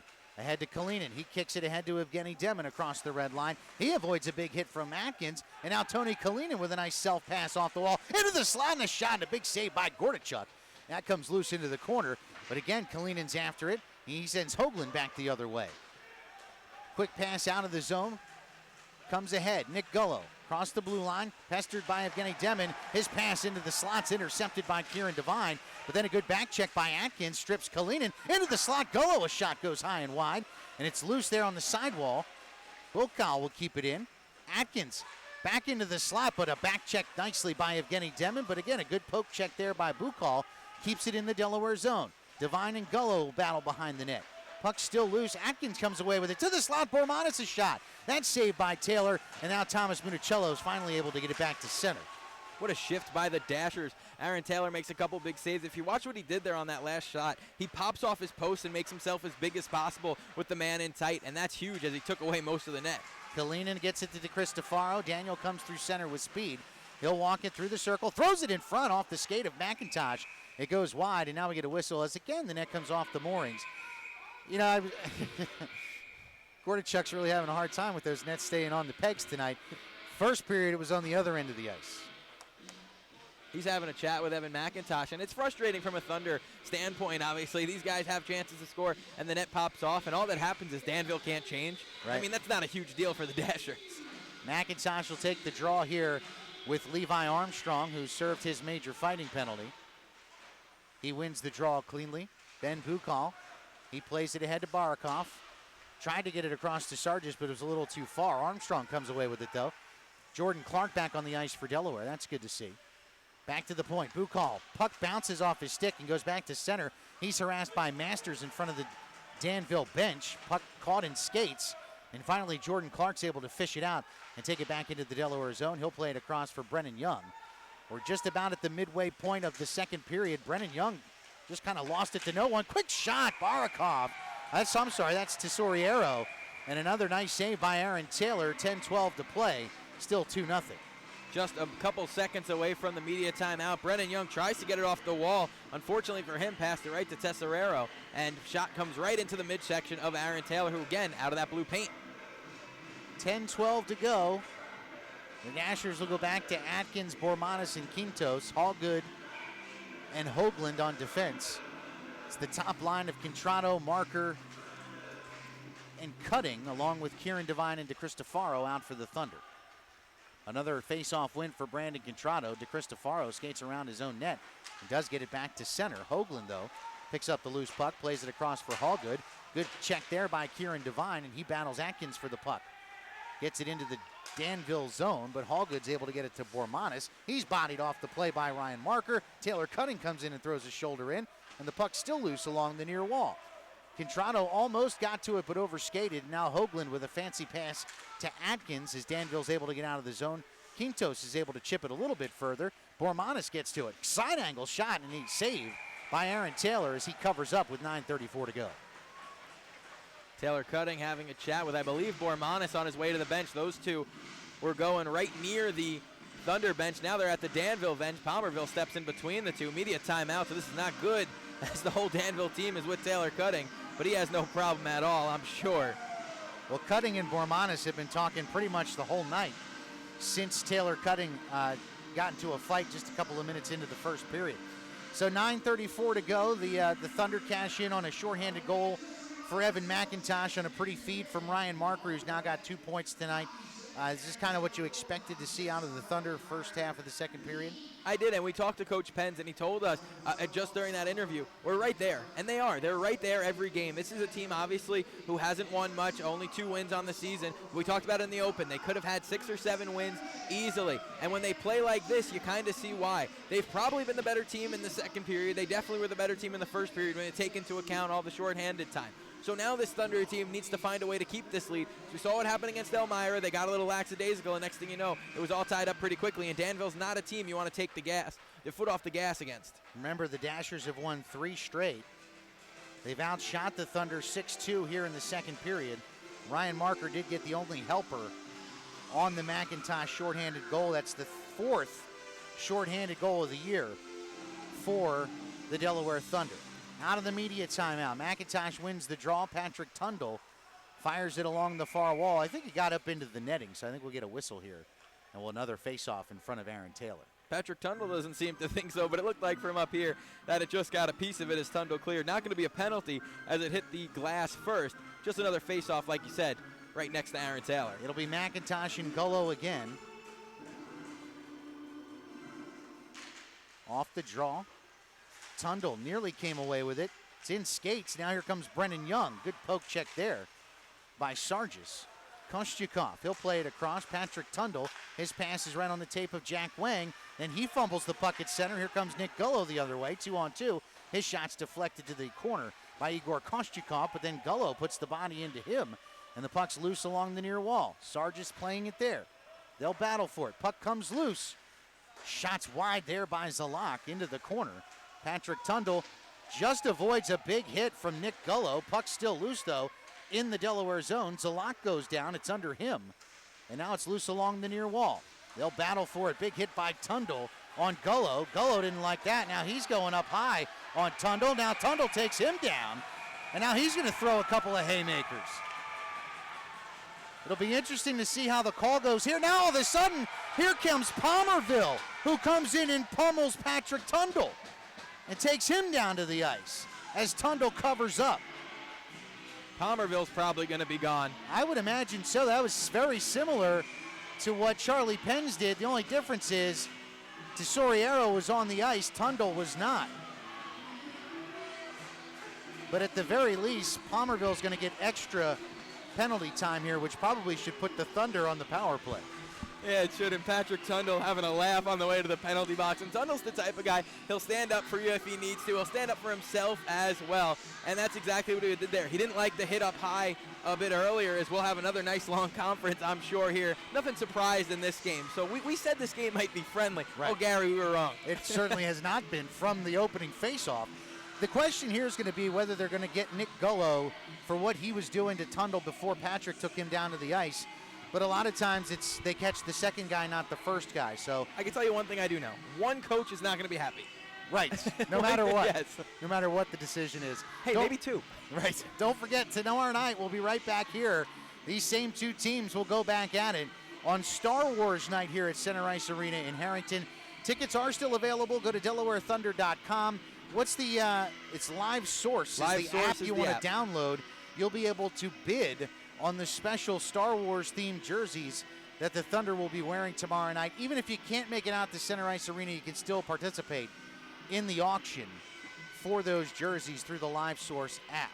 Well, from up here, we can only see the Thunder bench, and there's only one Thunder in the box right now. It's actually the linesman who's in the box with Patrick Tundle. He's fixing some equipment in the box as the refs sort this out. We cannot see in the Danville penalty box, but I'm sure Palmerville's in there if he's not back in the locker room already. I don't see him on the bench. Not sure who will go to the he's box. in the box now. Bo says, is this a hockey game or fight night? It's it's been a lot like fight night tonight. Bo, appreciate you tuning in. 2-0 Delaware, 8:40 to play as the referees sort out what the penalties are going to be. Now they're sending Palmerville off, and he's not happy about it at all. Now the question is, there's 8:40 left in the period. If it's a 10-minute misconduct, they could just be sending him back to the showers. So, well, my guess, Gary, would be just like the Pens one. If you get Pens for that, you got to get Palmerville. It was very similar. I agree. I think that's the right call. But we'll see how this shakes out with the penalties on Tundle and or Nick Gullo. But Ben Bukal not very happy and giving a piece of his mind to the referee here in front of the penalty box. Gullo also in the box as well, and yeah, it looks like Danville will be short. With Palmerville off the ice, only Tundle in the box over here, and not on the bench over there is Gusso. So my guess is he's in the box right now, right under us. We're just waiting for them to post the penalties on the big board. Because that's the one interesting thing. With our great vantage point here above the penalty box, you would think we'd get a better insight as to the calls that the referees make, but they kind of whisper them through the circle in the glass just below us. So we have to follow Jeff, our statistician, just like you do at federalhockey.com. And it's always Patrick Tundle involved in something, isn't he? He's got 4 minutes up on the board. So okay, so he's going to get a double minor for roughing. I would imagine, if I'm watching the play, I think Gullo gets a minor for roughing. And then you got the Palmerville ejection, which we'll question and see if it's a 5 minute like Charlie Penn's was, or if it's just the misconduct. But these officials, I give them credit. They've had their hands full today. Did we even have the second period media timeout? I don't think so, did we? We did. Oh, we did? I forgot. Right out of the media timeout, we had the altercation. You were right, Gary. 2 on the board for 94. That's Gullo. Yep. And now we'll see if they post something for 11. Although now they took Tundle's penalty off. So they may be adjusting that. I wouldn't want to be the stat keeper right now, and I definitely would not want to be the official right now. Yeah. 2 guys, I am happy I'm not. I will tell you, Jeff does a fantastic job keeping the stats for the Thunder here at the Center Ice Arena. So it looks like they kept it simple. 2 minute power play for the Thunder here. Gullo in the box for 2. Tundle, wonder if he's just got a misconduct as well. One of the linesmen is being helped off now as well by our medical staff here in Delaware. Well, that's not a good sign. He might have been trying to break it up, either tripped and fell, or I know one of the linesmen got bumped into in one of the checks in the far wall over here. All right, so now they've got Tundle up for a roughing. No penalty on Gullo. Danville goes to the power play. And off the draw, that's what we've got. The Dashers are 0 for 3 with the man advantage tonight. The Thunder have scored a shorthanded goal. Ryan Marker's able to clear it down into the Danville zone where Brandon Contrato will harass Hoagland. Bokal brings it out. He'll throw it ahead for Bormanis. He's through the neutral zone with speed. Back to the point to Hoagland as Danville gets set up. Bokal throws one in front. Puck's deflected by Atkins. And now we're getting an interference call on Bormanis, so that'll negate the power play just 23 seconds in. Well, you never like to say it, but that might be a makeup call there, because I don't understand still how Tundle's the only one who gets 2 minutes there. Palmerville's the third man in. That's got to be the biggest penalty of that stretch there, other than the 2 roughing calls. So, well, the odd part here, though, is that Gullo is not on the bench. So I think you were right originally. I think Gullo got 2 minutes, Tundle got 4. And I think, basically, from what I'm seeing, Palmerville must have just got the misconduct call. Which, like you said, if you add up to the Charlie Penn's one, they were doing the same thing. Off the draw, Marker with a quick shot, and that's blockered away by Gordichuk. Here comes Quintos carrying in for Danville. He puts on the brakes, but then fans on the pass. DeCristofaro is only able to get it to center as Hoagland collects for the Dashers. He'll backhand a pass across to Bokal. Bukal, he gets nearly stripped by Contrato. Now he gets stripped by Marker. Marker into the zone. Will try to skate through 2 defenders and is able to get off a quick snapshot. And Gordichuk's able to knock that down and hold for a face-off. 7:49 to go, 2-0 Delaware.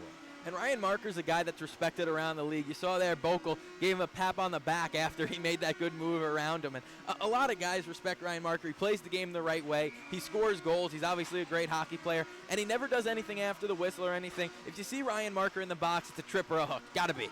Off the draw, Danville comes away with it. Murray trying to get it to Hallgood. Puck bounced off his stick, and then Murray overskates. Then Borkov Tesoriero tries to get it out, and he finally does. Back to the red line, backhand pass. That's Borkov. His shot deflected by Jordan Clark. It goes all the way back to center, where Logan Hallgood will collect. Hallgood reverses, and then just chips one to Murray. Murray nearly intercepted by Evgeny Demin. And now Tesoriero carries in. Tries to go around Kostyakov. Igor stands him up and gets the puck loose behind the net. Trying to get there is Barakov, can't do it. Puck loose on the sidewall. Hallgood with a pinch. He'll keep it in. He gets bodied off by Kostyakov. Jordan Clark now steps around to hit from Barakov. Now Barakov goes down, but is able to control the puck. Again, he goes down. Danville fans would probably want a penalty there, but no call. Good play by the defenseman Jordan Clark. Obviously, could have been a cross-check. Looked like he might have got the second whack away with for free, but Clark is a defenseman who's going to play on the edge, and he'll drop the gloves for you. Tony Kalina now. Spinorama a couple of times and now looks to carry it through center. Across the red line, gets through one defender, now through two, into the slot, still holding the puck, gets it back to DeCristofaro. He winds and fakes the slapper, now takes the shot and it's blocked. Another shot blocked by Zalak as the Thunder are having a very brief power play with 8 seconds left before Bormanis will come out of the box. Taylor's clearing attempt is knocked down by Bukal, and a good play by Devine to keep him off the puck long enough for Taylor to get back in between the pipes. Well, Taylor's been good at playing the puck. One time, that nearly burned him there, but Kieran Devine made a good play to at least slow down Bukal. Turnover here. Back to full strength. Contrato winds and fires, and Gordichuk up to the task. Saw it all the way and is able to corral it for another stoppage of play. Contrato's got a sneaky fast shot, doesn't he? He steps back, not much behind the slapper, it doesn't look like, but it gets in on you quick as a goaltender, and it's right in the crest, but when it comes in that quick on you, as a former goaltender, that could bounce off you pretty quick if you don't cover that up. Top line remains out for both teams. Atkins, Bormanis, as well as Quintos, and then we have Contrato, Cutting, and Marker with DeCristofaro and Kieran Devine out for the Thunder. And the official speaking with the Delaware training staff, probably checking up on that linesman. Are we going to see him again tonight? I know the other linesman hope so. Off the draw, DeCristofaro with a shot that's well wide of Gordichuk. Puck's loose on the near wall. Cutting bodies Quintos into the corner there. Marker comes away with the puck. He's battling 1-on-2 with two Danville defenders. And now the Dashers break through. Bormanis trying to beat DeCristofaro. Fumbles the puck momentarily, then gets off a quick shot. That's high and wide over the glove of Taylor. Along the near wall, Quintos overskates. Puck's still loose, though. Atkins able to keep in. Quintos nearly came away with it, but then Kieran Devine steals it and nearly threw it into the Danville bench. Now it's loose, just sitting. Taylor Cutting. Shot, that's deflected by Hoagland. And now the Dashers come back the other way. Quintos through center. He'll dump it in deep. 5:20 to go. Taylor will stop it there and backhand it along for Kieran Devine. Devine, long pass through center. Contrato tips that into the Danville zone. Marker will chase with Logan Hallgood.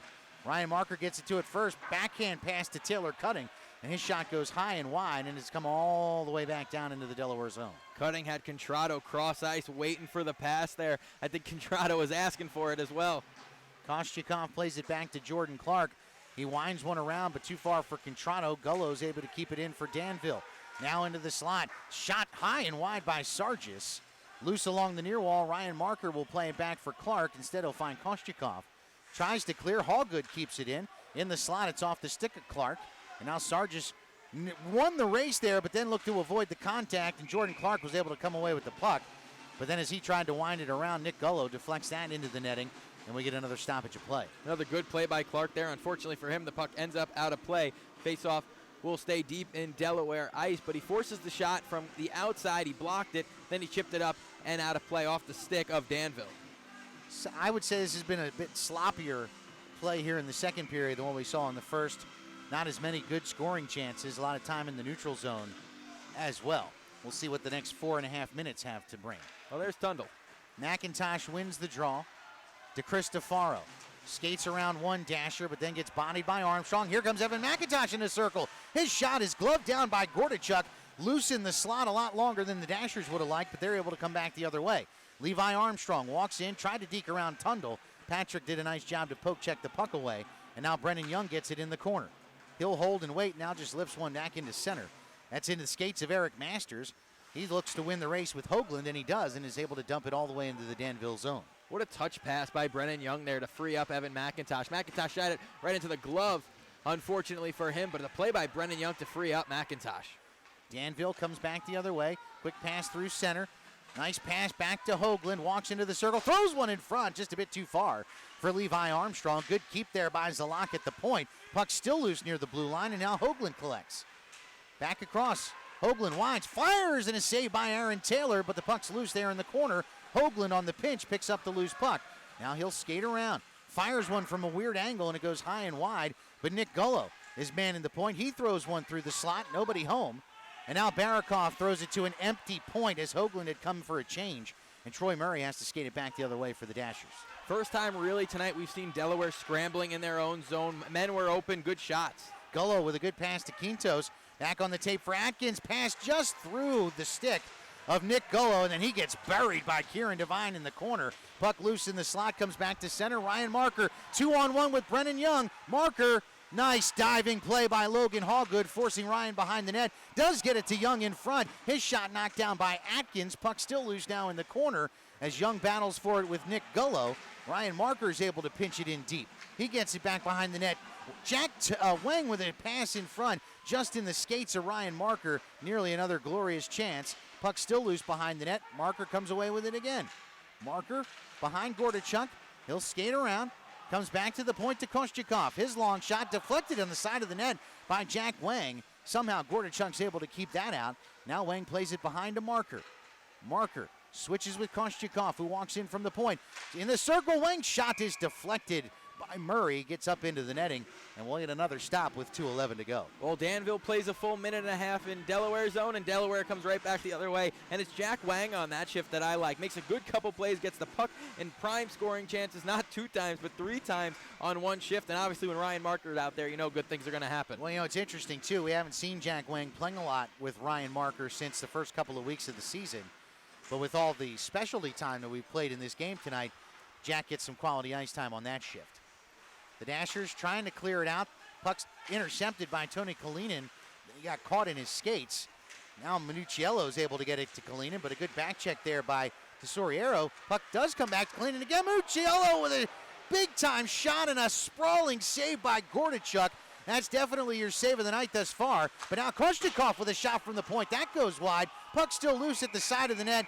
And again, the net comes off its moorings, and we're going to get a penalty.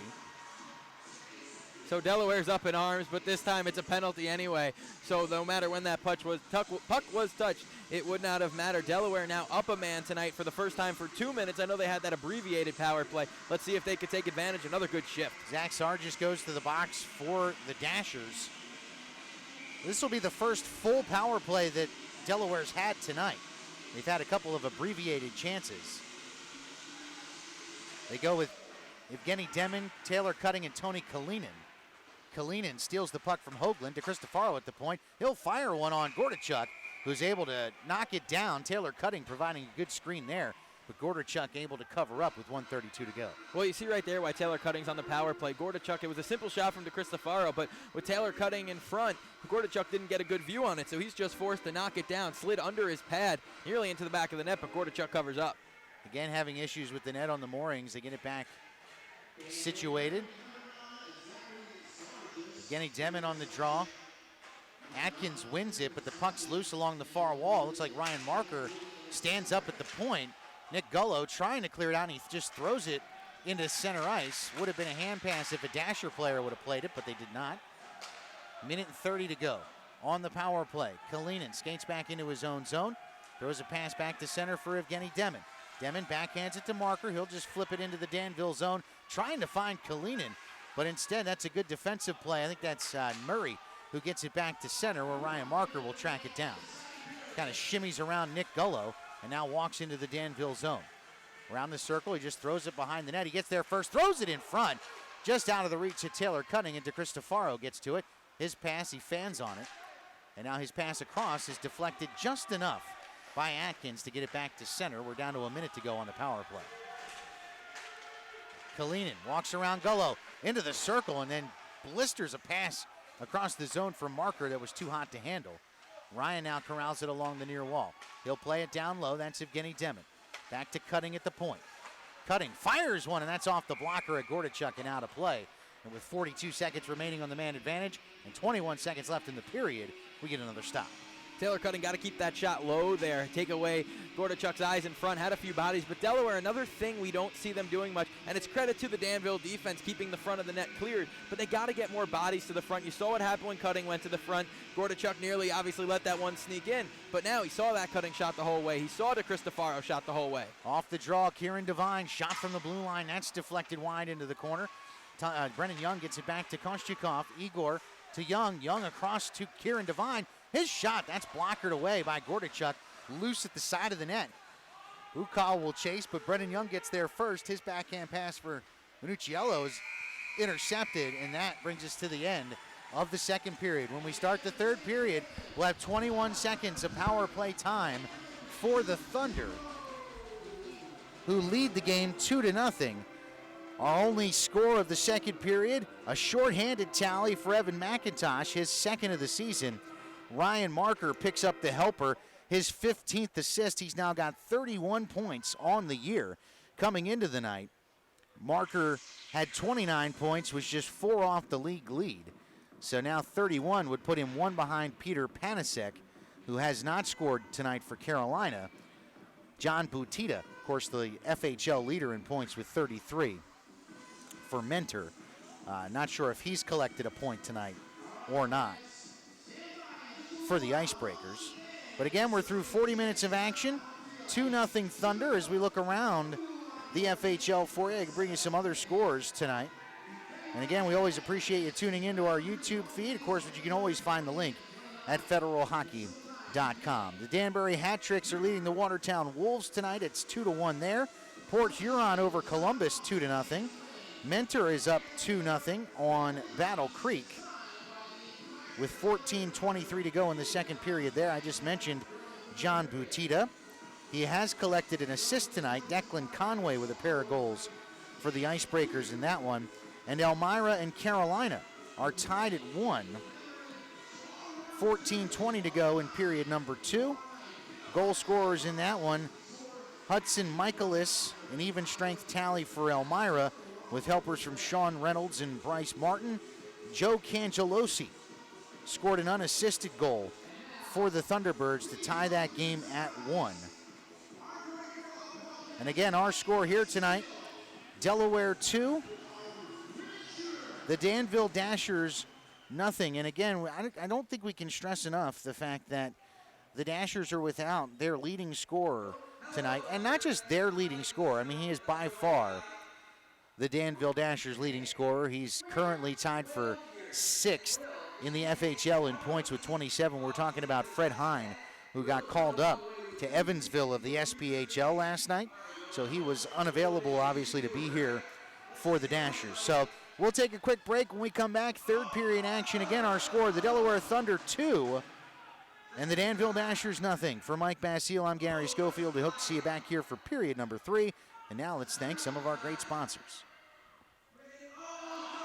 Thunder Hockey is brought to you by these fine corporate sponsors: Bay Health, Betsy Ross Pizza, Brimminghorn Meadery, Duck Creek Printing, Gatehouse Media, M&T Bank, Easy Loans Incorporated, The Barn, Harrington Insurance, Big Oyster Brewery, Coeur d'Leon Grill and Restaurant, 47 ABC Television, Delaware Prep Ice Hockey, Bridal Bit Liquors, Charlie's Painting, American Hockey Services, Forever Media, Applebee's Grill and Bar, Robert Webster Cosmetic and Family Dentistry, Delmarva Chiropractic and Wellness Center, First Aid Fabrication, Pizza King, Post-Acute Medical, Premier Orthopedic Bone and Joint Care, Holiday Inn Express, Delaware State Lottery, Planet Fitness, Mission Barbecue, THG Transport Incorporated, the YMCA of Delaware, CrossFit Dover, Texas Roadhouse, Erco Ceilings and Interiors, Chick-fil-A, and MD Mechanical. I'm Gary Schofield. We'll return with the next period in minutes with Mike Basile. You're watching the Delaware Thunder live at federalhockey.com.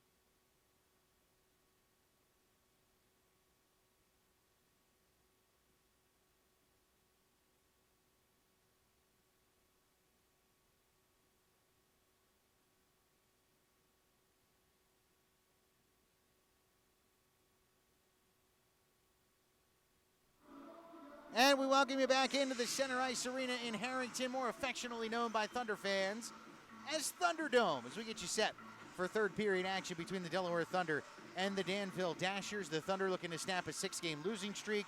The Dashers trying to keep their 3-game winning streak alive. Welcome back. I'm Gary Schofield alongside Mike Basile. Of course, 1 goal in each of the first 2 periods. Ryan Marker, even strength in the first, his 16th of the season. Evan McIntosh, shorthanded, his 2nd of the year on a helper from Ryan Marker in the 2nd period.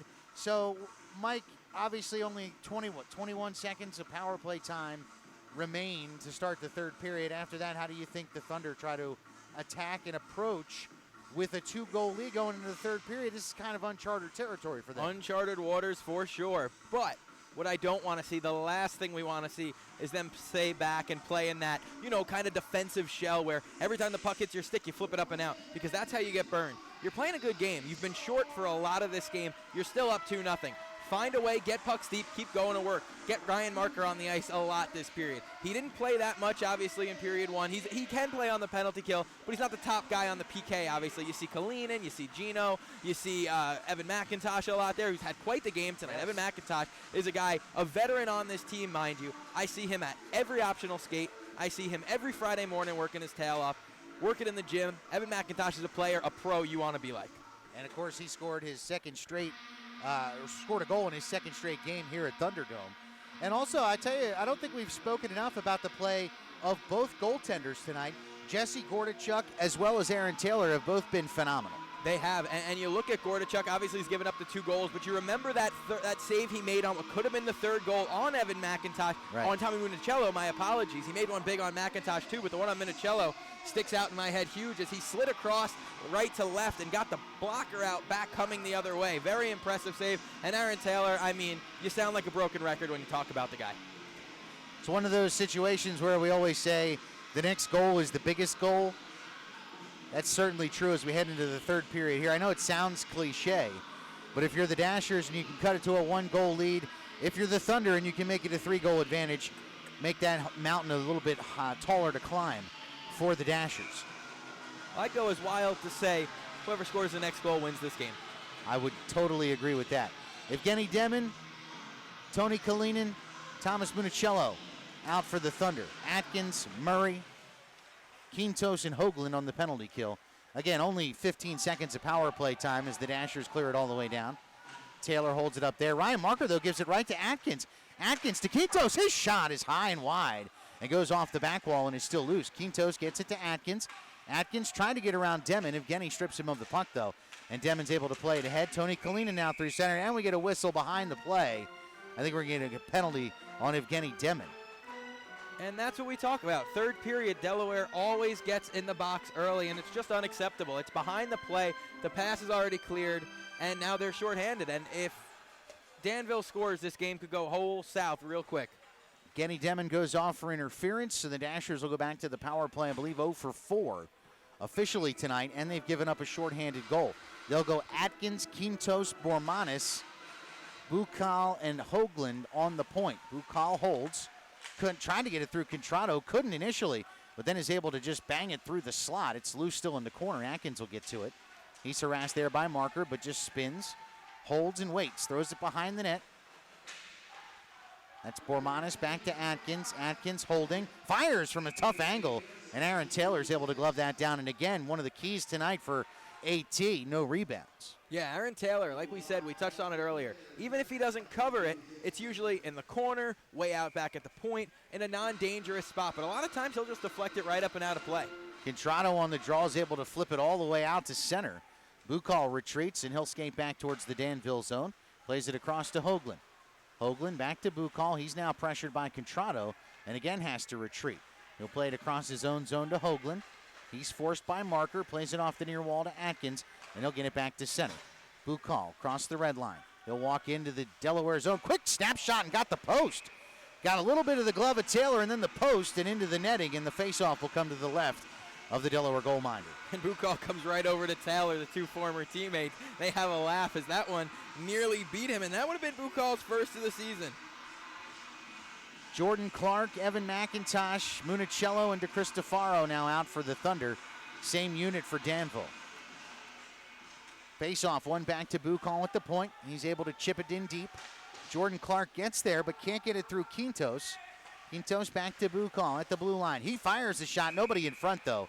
And Aaron Taylor's able to glove that down. Jordan Clark does a nice job to keep Bormanis clear of the goaltender. Beat me to it. It was all Jordan Clark there. If Taylor sees it from that far, you know he's easily going to glove it down. The only problem there is if Bormanis gets free and is able to tip that shot in on net.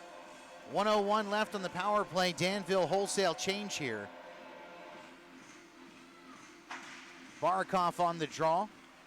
Gullo across to Murray. Back to Gullo at the point. He'll play it across. Barakov to Gullo. Fakes the slapper. Tries to work around McIntosh. He'll just crisscross with Murray. He'll wind and fire, and that one goes well high and wide.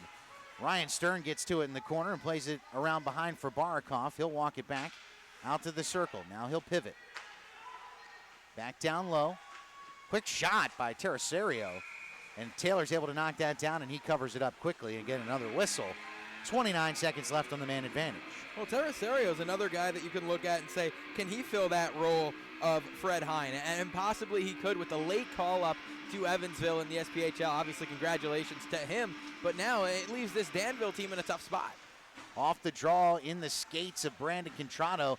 Gullo's able to get to it. Now he'll circle back and play it back into the corner. Barakov for Danville. He'll turn. Looks into the circle, plays it back down below the goal line. To Soriero. They'll just kind of cycle it around. Barakov back to Gullo at the point. Barakov now turns. He'll fire a shot. He scores! Power play marker. That's Artem Barakov, who finds the back of the net for the Dashers. It's his third of the season, and Danville is within one. Barakov absolutely fires that one past Aaron Taylor, and him and Jordan Clark look at each other, and Aaron Taylor just said, get out there a little bit on him. That was the second time Barakov had that shot from the slot area.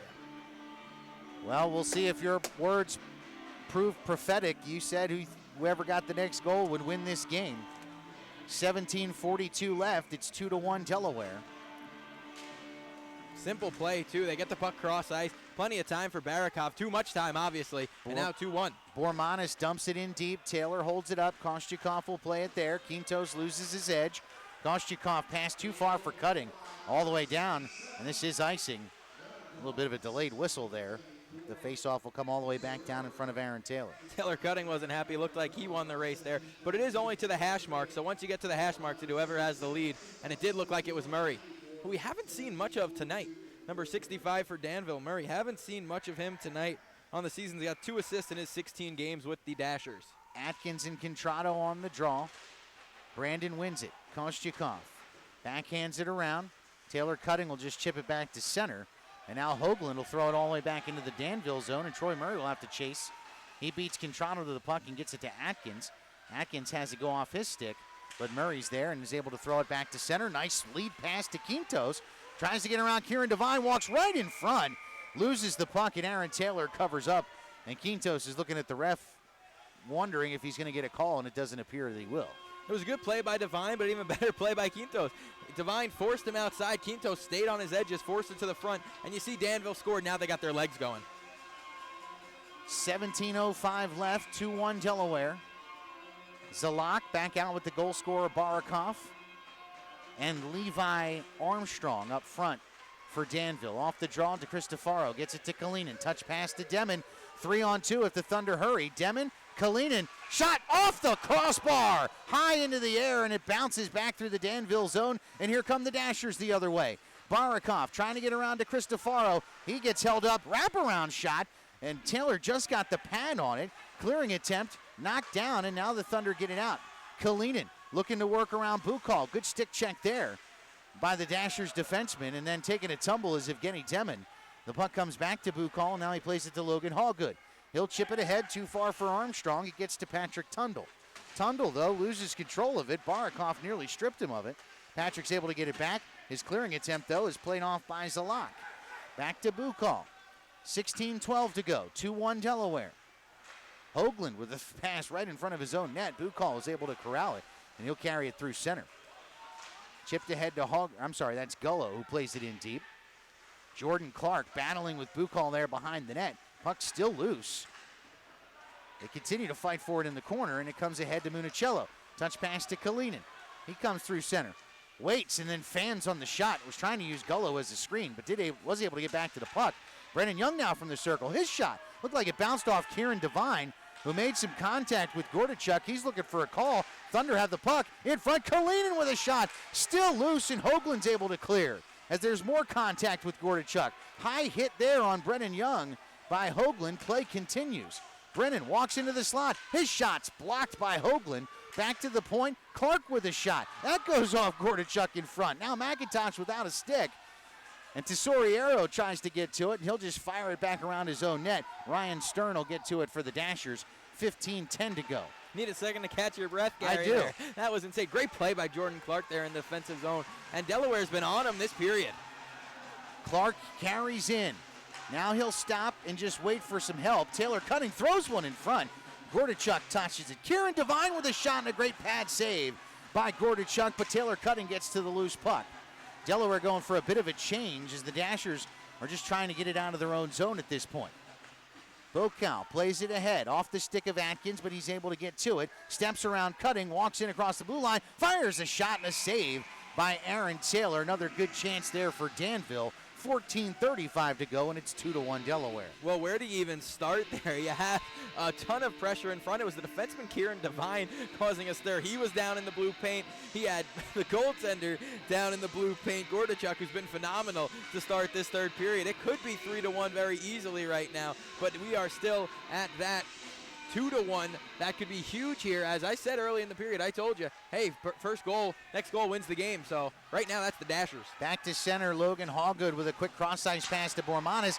Atkins in the slot. Great play by DeCristofaro to knock down that pass. There was a big hit by the blue line. Here comes Brandon Contrato. His shot's off the blocker of Gordachuk. He just baseball swings that one into Gordachuk, and then Taylor Cutting takes a swing at Gordachuk, and now they're all after Taylor Cutting. There's 4 or 5 guys. Bormanis getting a shot in. Gordachuk did not take kindly. Cutting did get an extra swipe in after he corralled that shot, and I'm really curious to see now how the refs are going to kind of sort this one out. Well, there was about 5 Dashers in there and 1 Thunder player as DeCristofaro came in late, Contrato came in late. Marker, obviously not much of a fighter, tried to break it up. We'll see what happens here. I would say 2-2 Cutting in the goaltender. Yeah, it's one of those things. I mean, you don't always get that extra whack called as a penalty, and it happens more often than you like to think. Aaron Taylor's now calling out Gordachuk, letting him know, hey, you want to go? Now the referee's telling Aaron to get back in his crease. And Aaron's got to be smart. It's a 2-1 game. Aaron's been very good tonight. Don't want to take him off the game, but if the only penalty on the board is Cuttings for that, that's absurdity. Absolutely. There's no way that with all that action in front of the net, if you're going to give 2 to Cutting, you got to give 2 to Gordachuk. Without question. There's no way the only penalty there could be on Taylor Cutting. There's absolutely no way. If that's the case, that's a travesty. And that's not being a homer. But look, Cutting took the extra swipe at the goalie, which I've seen happen a mazillion times and not get called at all. 3 Dashers were throwing blows on Cutting afterward, including Gordachuk. There's no way the Dashers should have a power play out of that. And if it happened the other way, I'd be saying the same thing. If Aaron Taylor got whacked and then he went after a player like that and then Clark stepped in, Pens, whoever it may be, I would have said the same thing. You got to even it out. Absolutely. In a 2-1 game again, this can't happen. Off the draw, DeCristofaro is able to clear it all the way down. 14 minutes to go in the third. The Dashers will look for the equalizer here. They scored with the man advantage to get themselves on the board when Artem Barakov found the net on a pretty play just a couple of minutes ago. Danville, though, trying to get through the neutral zone, and they've struggled a bit here early on in the power play. We're down to 1:32 left as Brandon Contrato applying the pressure. He's out with Marker, Kostyakov, and DeCristofaro. Atkins now. He'll carry it through the neutral zone. He'll walk in and look to get set up. Plays it back to the point to Bukal. Ben Bukal's pass is deflected, but DeCristofaro can't get it out as Atkins is able to corral it in the slot. He'll walk through back to the point. Bukal winds and fires, and that shot's deflected by Ryan Marker, and it goes out of play. Ryan Marker doing in the defensive end. Good puck movement by the Danville Dashers. And I will say, I'd be the last person who wants to be either official in this game. I totally get it, but that one's where I think you just got to even it out. Exactly. That's either nobody gets anything or it's coincidental roughing minors. Right. Off the draw, stalemate at first, but the Dashers come away with it. Back to the point, this is Nick Gullo. He'll now walk it down to the circle. Now he'll stop. Back to the point to Murray. Troy Murray plays it across. Barakoff, the goal scorer, with a quick shot. That's off the pad of Taylor. He gets bodied to the corner by Jordan Clark, but the Dashers have the puck. Back to the point, Murray. He'll walk in, throws it in front, they score! Ryan Stern on a beautiful feed from Troy Murray beats Taylor 5-hole, and with another power play goal, the Dashers have tied it at 2. And that's just unacceptable there. It's a great play by the Danville Dashers. Bukal to Stern right in front, and he taps it right through the 5-hole. And that's what happens when you get the goalie moving laterally. You open him up there. As he was moving left to right, Taylor, Stern went back the other way, and he deposited it into the back of the net. So now we're tied up at 2, and it's a brand new game. 12:58 to go. Anybody that watched the game last Friday in Danbury is saying the same thing they said when they watched the game on Saturday against Danbury as well. If you're a Thunder fan, you just cannot catch a break with the penalties. Back to center. Troy Murray plays it ahead, too far for Armstrong. Cristofaro is able to chip that ahead. Cutting cuts it off at the red line, but then he loses control. Armstrong plays it ahead. Daniel DeCristofaro holding and waiting, plays it off the far wall, gets it to Brandon Contrado. Brandon will backpedal now behind his own net. 12:30 to go here in the third. We're now tied at 2. Well, now it's time to regroup for Delaware and find a way to win this game. Because for them, obviously, they let this one slip away too short. 2 power play goals in the third. Now Ryan Marker walks through several defenders, but now loses the puck. Kostyukov tried to pinch and able to clear the zone there is Barakoff. That's going to get in on Taylor, though, so no icing. To Cristofaro. He'll carry it ahead. Quick change for the Dashers. Passes ahead to Marker. Marker with a touch pass to Taylor Cutting. Cutting with a backhander. That goes high and wide. And it comes back to Tesoriero. He'll walk through the neutral zone. Cross the blue line. Shakes through 2 defenders. Pulls up. Shoots. And a save by Aaron Taylor. Puck loose behind the net. That's Gullo after it. He battles with Ryan Marker, but gets it back to Hallgood at the point. Logan Hallgood walks in. Tried to find Stern again. This time Kostyukov deflected the pass. But now Gullo's got it behind the net. He's bodied by Contrado. They'll battle for the puck, still loose along the near wall. Taylor Cutting plays it in deep and takes a hit from Ryan Stern. Back behind the net, it's Gullo. Throws it through the slot, but nobody home, and now Taylor Cutting will carry it back out of the Delaware zone. He's harassed from behind by Tesoriero. And now Contrado will dump it deep into the Danville zone. Bounced on to Gordichuk, who again knocks the net off its moorings, and we get another stop. No reason to blow it dead, though, there, as he put it right back on, and Danville was all alone in their own zone, and now they're upset, obviously, with the official, because Gordichuk's saying, I know it came off, but I could have popped that right back on. 11:16 to go in a 2-2 game now. Oh, how the tides have turned. Evgeny Demmin is out. Tony Kalinin, Thomas Municello, who was robbed of a goal back in the second period on a beautiful save by Jesse Gordichuk, who's played very well tonight for the Dashers. Off the draw. Demmin gets it back to the point. Tundle will play it around. Kieran Devine pinching in, trying to beat Barakoff to the puck. Hallgood overskates, and it's back behind Bokal, racing with Kieran Devine. Devine bodies him. Puck along the wall. Demmin now fighting along with it with Bokal. Municello now trying to break it free, and he does. To Tundle. Tundle's shot from the point. Off the shoulder. Score! Tony Kalinin on the rebound. 3-2 Thunder. And Kalinin saying, let's go. We said he's about to get going. He scored last weekend in Danbury. He's the recipient of a bouncing puck, and it's Patrick Tundle. He gets the puck to the front of the net. I believe Evgeny Demmin might have got a piece of the initial shot. Great first save, obviously, but the rebound comes back out, and it's buried by Kalinin. Well, you talked about getting traffic in front. That's exactly what just happened. And Patrick Tundle, it wasn't a hard shot. It was just kind of a fluttering shot. It caught Gordichuk a bit by surprise, and the rebound came right to Kalinin in the slot. And now we've got a 3-2 game. 10:45 to go. Brendan Young with a quick shot. That handcuffs Gordichuk. It's loose at the side of the net. Ryan Marker gets to it there. Now he loses the puck, but he'll rally and get to it in the corner. He'll play it in deep. Jack Wang back to the point. Kostyukov shot. Deflected. It's sitting in the slot. And Ryan Marker kind of whiffed on it, and Gordichuk's able to cover up. Boy, Gordachuk is lucky there, as it was Ryan Marker on the doorstep, but another great desperation save by Gordachuk. It might not have been coming full speed, but he still found a way to get over and make the save, and good initial save on Kostyakov as well. 10:26 to go. 3-2 Thunder after giving up 2 power play goals early in this period to lose their 2-goal advantage. They're back in front. No one said it was going to be easy, Gary. Off the draw, Zalak gets it to Troy Murray.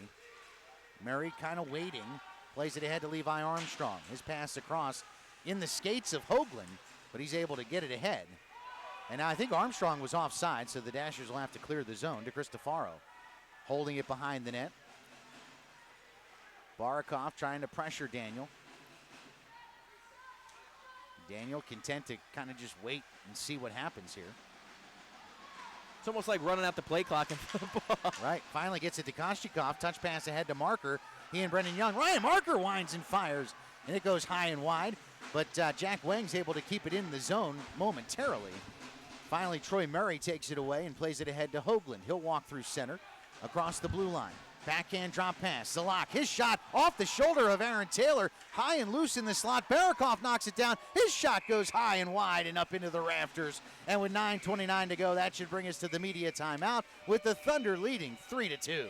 Well, this period's been a whirlwind of emotions for either fans team. If you're a Danville Dashers fan, you come back, tie it up, you're ecstatic. The Delaware Thunder get it back. And if you're a Thunder fan, you're up 2-0. They tie it 2-2, you're on your low. And Anton Kalinin breaks the tie. So there's a lot to say here. And you got both goaltenders kind of keep peeking over at each other here, obviously.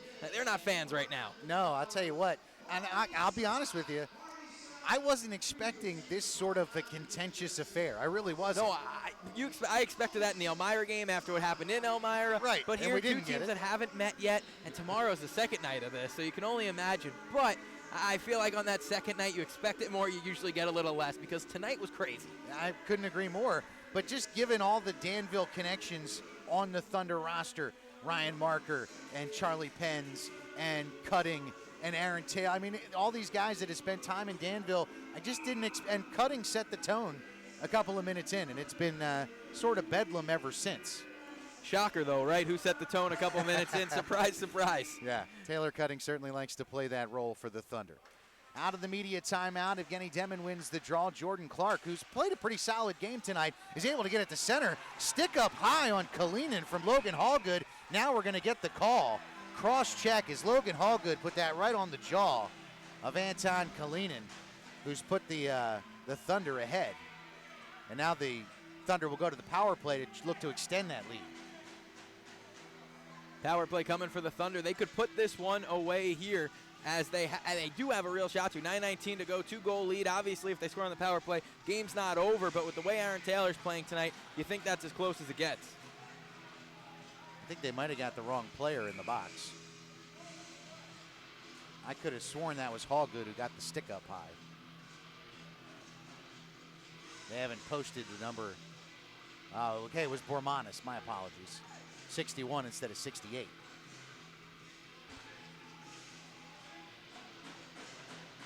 But I think they're mistaken on the number. I'm pretty sure it was actually Hallgood that committed the penalty. 61. And I think that's what the contention right now is from the bench, because Bormanis, I don't even think he was on the ice, to be honest with you. Yeah, and that might be what Coach Tremblay is saying right now. How do you have a guy in the box who wasn't either involved in the play or even on the ice? Off the draw, Marker to Cristofaro. Quick shot by Kalinin.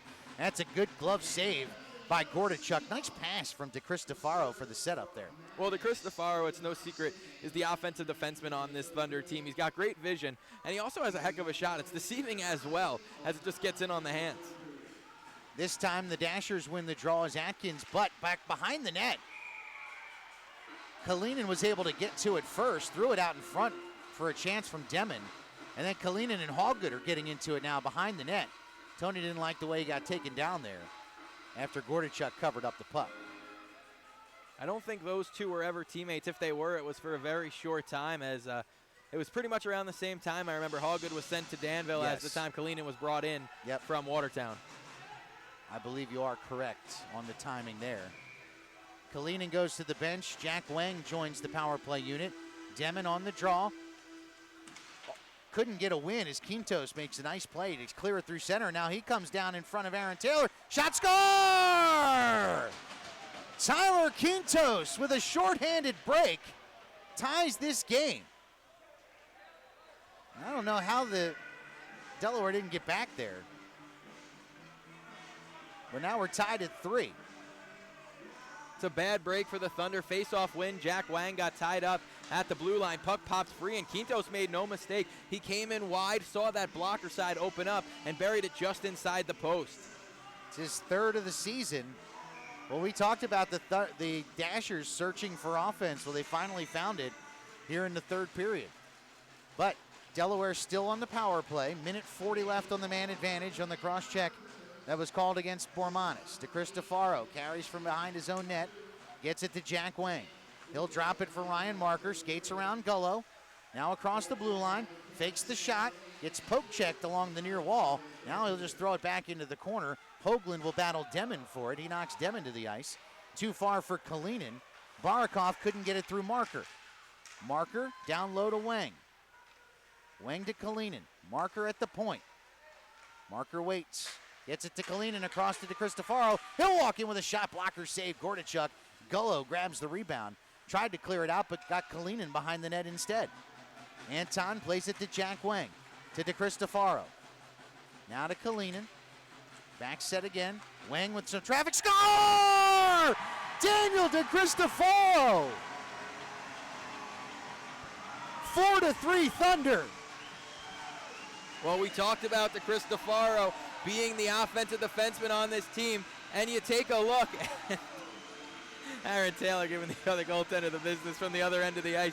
But you take a look at Daniel DeCristofaro, and good things happen when you get the puck to the front of the net. And look where Jack Wang was, right outside the blue paint, and he scores. And these goaltenders, not fans of each other here tonight, but giving each other the business, because I saw him come out after the last goal, Gordichuk as well, and now they're waving at each other, Gordichuk and Taylor. Big hit from Eric Masters on Hallgood. Puck comes loose. Bukal picks it up behind the net. DeCristofaro on the goal puts the Thunder up 4-3. Evan McIntosh stole the puck away from Bukal momentarily, but then he gets pinned against the near boards. Again, Bukal, nice play, back behind his own net, keeping McIntosh from getting free. Now we're going to get a whistle as Bukal is going to get called for holding. He kind of held McIntosh a little too long. Finally, Hallgood touches up, and the Thunder are going back to the power play. And Bukal saying, what, the puck wasn't there? McIntosh and him having a laugh now, because I don't think Bukal knew the puck wasn't there. McIntosh did a great job of almost playing possum with him, where he made it seem like the puck was right in his skates that whole time. And back to the penalty kill, and man, I can't count on my fingers how many penalties we've had in this game. Yeah. Nonetheless, this period. Yeah, there's been a ton. 2 power play goals already for Danville. Then they scored shorthanded. 2 power play goals for the Thunder. They'll look to add, actually no, Kalinin's goal was even strength. So 1 power play goal for the Thunder. Off the draw, Demon loses to Atkins. Atkins throws it near his own net, and Hoagland nearly punched it in. Instead it goes to the corner where Evgeny Demon gets to it. Now it's Kalinin to DeCristofaro. Fakes the slap shot. Now he just throws one into the slot, and that's knocked down by Atkins. He comes through the neutral zone with speed. Poke checked away by DeCristofaro. And now he loses it at the blue line, but is able to walk past Daniel DeCristofaro through the circle. Now he's poke checked by Markers. The puck's loose in the corner, and Ryan Marker will come away with it for Delaware. Little chip pass to Kalinin, and now Anton's going to backpedal here. Pressured by Quintos, he's able to get it to DeCristofaro. He'll throw it ahead to Demon. Little touch pass to Kalinin. 1:15 to go on the man advantage. Anton stops right through the wickets at Demon. And DeCristofaro has to retreat and play it in the neutral zone. He's being followed closely by Zalak. And now DeCristofaro has to retreat. That's a good forecheck by Zalak. It's a little thing, but he makes DeCristofaro spin back and kill another 10 seconds before he can even get to the red line. Probably 15 easy. Under a minute to go on the power play now as Gordichuk sets it up for Hoagland. His clearing attempt, though, is in the skates of Kalinin. Kalinin gets around Zalak. Now he stops. The Thunder have it set up. Kalinin walks into the circle, throws one in front, cutting, whacking away at it. It's still loose. Finally cleared out. Gullo will get it all the way down. It goes through Taylor and back behind the net. 30 seconds left on the power play. 6 minutes to go in the period. My apologies, Gary. Delaware would love to get one here. 30 seconds to go on the power play. Haven't got much zone time established here. Let's see what Dino could do. Demon walks through the slot, throws it in front from Marker. Demon's hauled down. Ryan Stern, a goal scorer tonight, is going off for a penalty, and head coach Ray Tremblay not happy with that call at all. And Cutting and Zalak having a chat. It's friendly. They hugged each other, but the linesman skated right over, and I bet you because he saw it was big number 20 involved. So the Thunder will actually get 15 seconds of 5-on-3 time. They're going to go with Kostyakov, Contrado, Municello, Masters, and Brennan Young. Well, we've seen the first unit stay pretty intact with Kalinin, Gino, and Marker at the point to Cristofaro up top. But this second unit's been switching around all night. You usually got Contrado and Kostyakov, but now we see Masters, we see Municello. We've usually seen Brennan Young on the second unit. Municello will take the draw here with Gullo. They win it back to Contrado at the point. Brandon to Kostyakov, winds and fires, and that one's wide, and it'll come all the way back through center, all the way down on Taylor. That'll just about do it for the 5-on-3, but you'll be left with 1:45 of 5-on-4 power play time. 5.5 minutes left in the third. Thunder leading 4-3. Municello walks into the zone. Now he'll circle back. He's harassed by Hoagland. Nice drop pass for Contrado. Throws it in front. Masters couldn't get it through, and a big hit there by Troy Murray. Kostyakov keeps it in at the point. Contrado now. Walk into the circle. Plays it across to Kostyakov. Igor back to Brandon. Brandon throws it through the slot. It's a good play by Hoagland to deflect the pass. But the Thunder keep possession. Contrado with a shot from the point. That gets out of the glove of Gordichuk, and now it's loose in the corner. Hoagland plays it along, but Contrado is able to keep at the blue line. It goes off Gullo and out of play. That plays a lot different if there's a body in front. Contrado has a seeing eye shot. Nobody in front of the net seeing it the whole way is Gordichuk. You got to take away his eyes. You saw what happened when Dan DeCristofaro's shot got through, and Jack Wang hasn't played on the power play since that, and I think that play is the reason why Delaware could win this game. Evgeny Demon on the draw.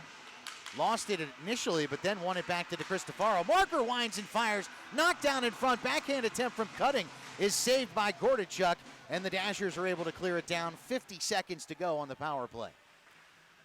Dan DeCristofaro is going to have to break out the full 200 feet here for another 10, 15 seconds run off the clock before you even gain entry. Marker through the neutral zone, steps around two defenders, and now he'll just wind it around behind. Taylor Cutting kicks it down. Loose in the corner. Evgeny Demon and Bokal will fight for it there. Kalinin banging away at it as well. Demon gets it back to the point to DeCristofaro.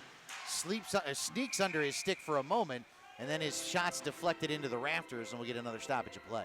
23 seconds left to the 5-on-4 power play. 4:13 to go in a one-goal game. You got to keep an eye now on Danville's net. When will that net become empty? Because obviously still a lot of time yet, but Gordichuk might make a break right around that 2-minute mark, I would say, if the score stays the same.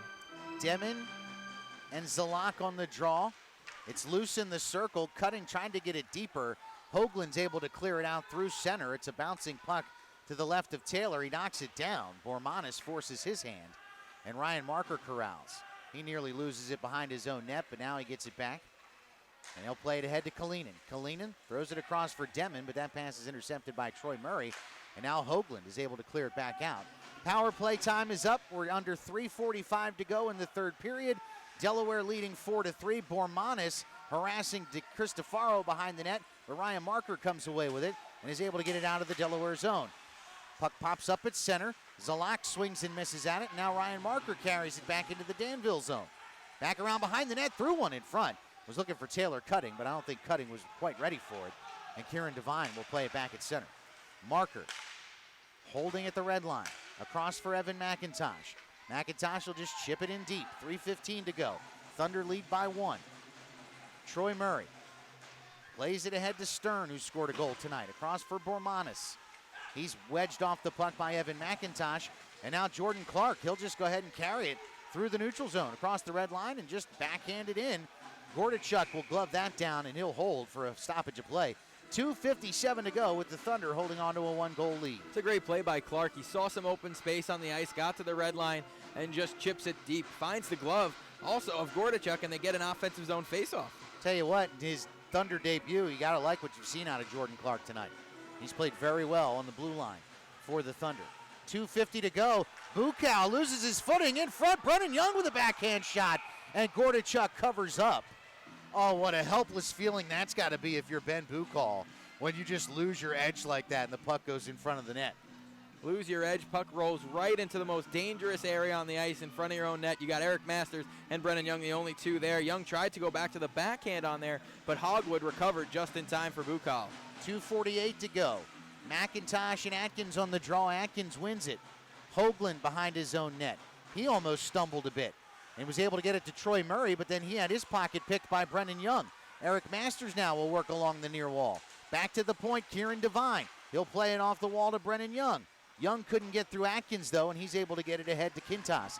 A goal scorer tonight for the Dashers. He comes into the zone with speed. Kieran Devine knocks him off his path, but then he spins away from Brennan Young, but loses the puck as he tried to deke through Kieran Devine, but then Young had his pocket picked, but Jordan Clark gets it ahead to Young. Young walks in. Backhand shot in front, and Gordichuk got handcuffed a little bit on that one. Masters takes a shot from Troy Murray as the puck comes back through center all the way down on Aaron Taylor, and he'll cover up. One thing I have noticed, as well as Gordichuk has played tonight, he has really struggled controlling the puck here in the third period. Yeah, the rebounds have been a bit all over the place in this third, and Delaware answered back twice in this game from a tie game, and then another. They took the lead. Danville answers, and then Delaware scores again, so it's been a back-and-forth third period. Off the draw, Tony Kalinin trying to clear the zone, and he does. Backhand pass a little too far for Evgeny Demon, and the Dashers come back the other way. DeSoriero gets it to Gullo. His shot's knocked down, though, by Kalinin. And now here comes Gino Demon the other way. Evgeny, drop pass to Kalinin. Kalinin just throws it in deep. 1:40 to go. Demon holds the puck. Now he's played off the puck by Logan Hallgood. Another hit in the corner there by Hoagland gets Kalinin away from the puck. Hoagland, backhand pass nearly stolen by Manuccello. Instead, it's Logan Hallgood. He's trying to skate away from Thomas and finally just shuffles it ahead. Nick Gullo on it. He'll wind, fake the slap shot, tried to get around to Cristofaro. Now a side angle shot is corralled by Taylor. He covers up. 1:16 to go. I'm kind of surprised we didn't see Gordichuk come to the bench there. I wonder if we will now. I'll see if Danville takes a timeout, and that's exactly what they do. They do take a timeout. So now I wonder if Gordichuk will just stay on the bench with 1:16 to go and a back-and-forth third period, to say the least. Well, of course, the Thunder came into tonight losers of 6 straight.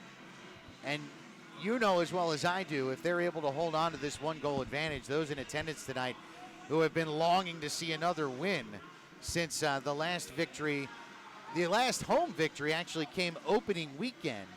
This Saturday night, October 28th, I believe it was, when they beat the Columbus River Dragons in their second game of the season.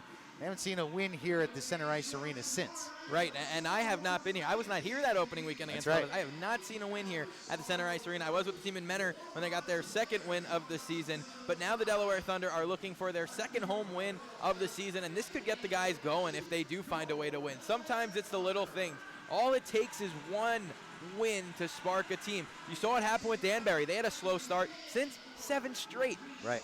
That's all it takes. If Delaware wins 7 straight, hey, they're there. Well, 9 wins. And we talked to Coach Penz before the game about how do you turn these one-goal losses into one-goal victories. And he just said keep grinding, keep fighting, stay out of the box. And then you mentioned it twice here in the third period, answering the bell when in previous games they seem to have kind of folded. Out of the timeout, off the draw, shot from the point, knocked down in the slot. Bocal's able to keep it in the zone. He gets it back at the point.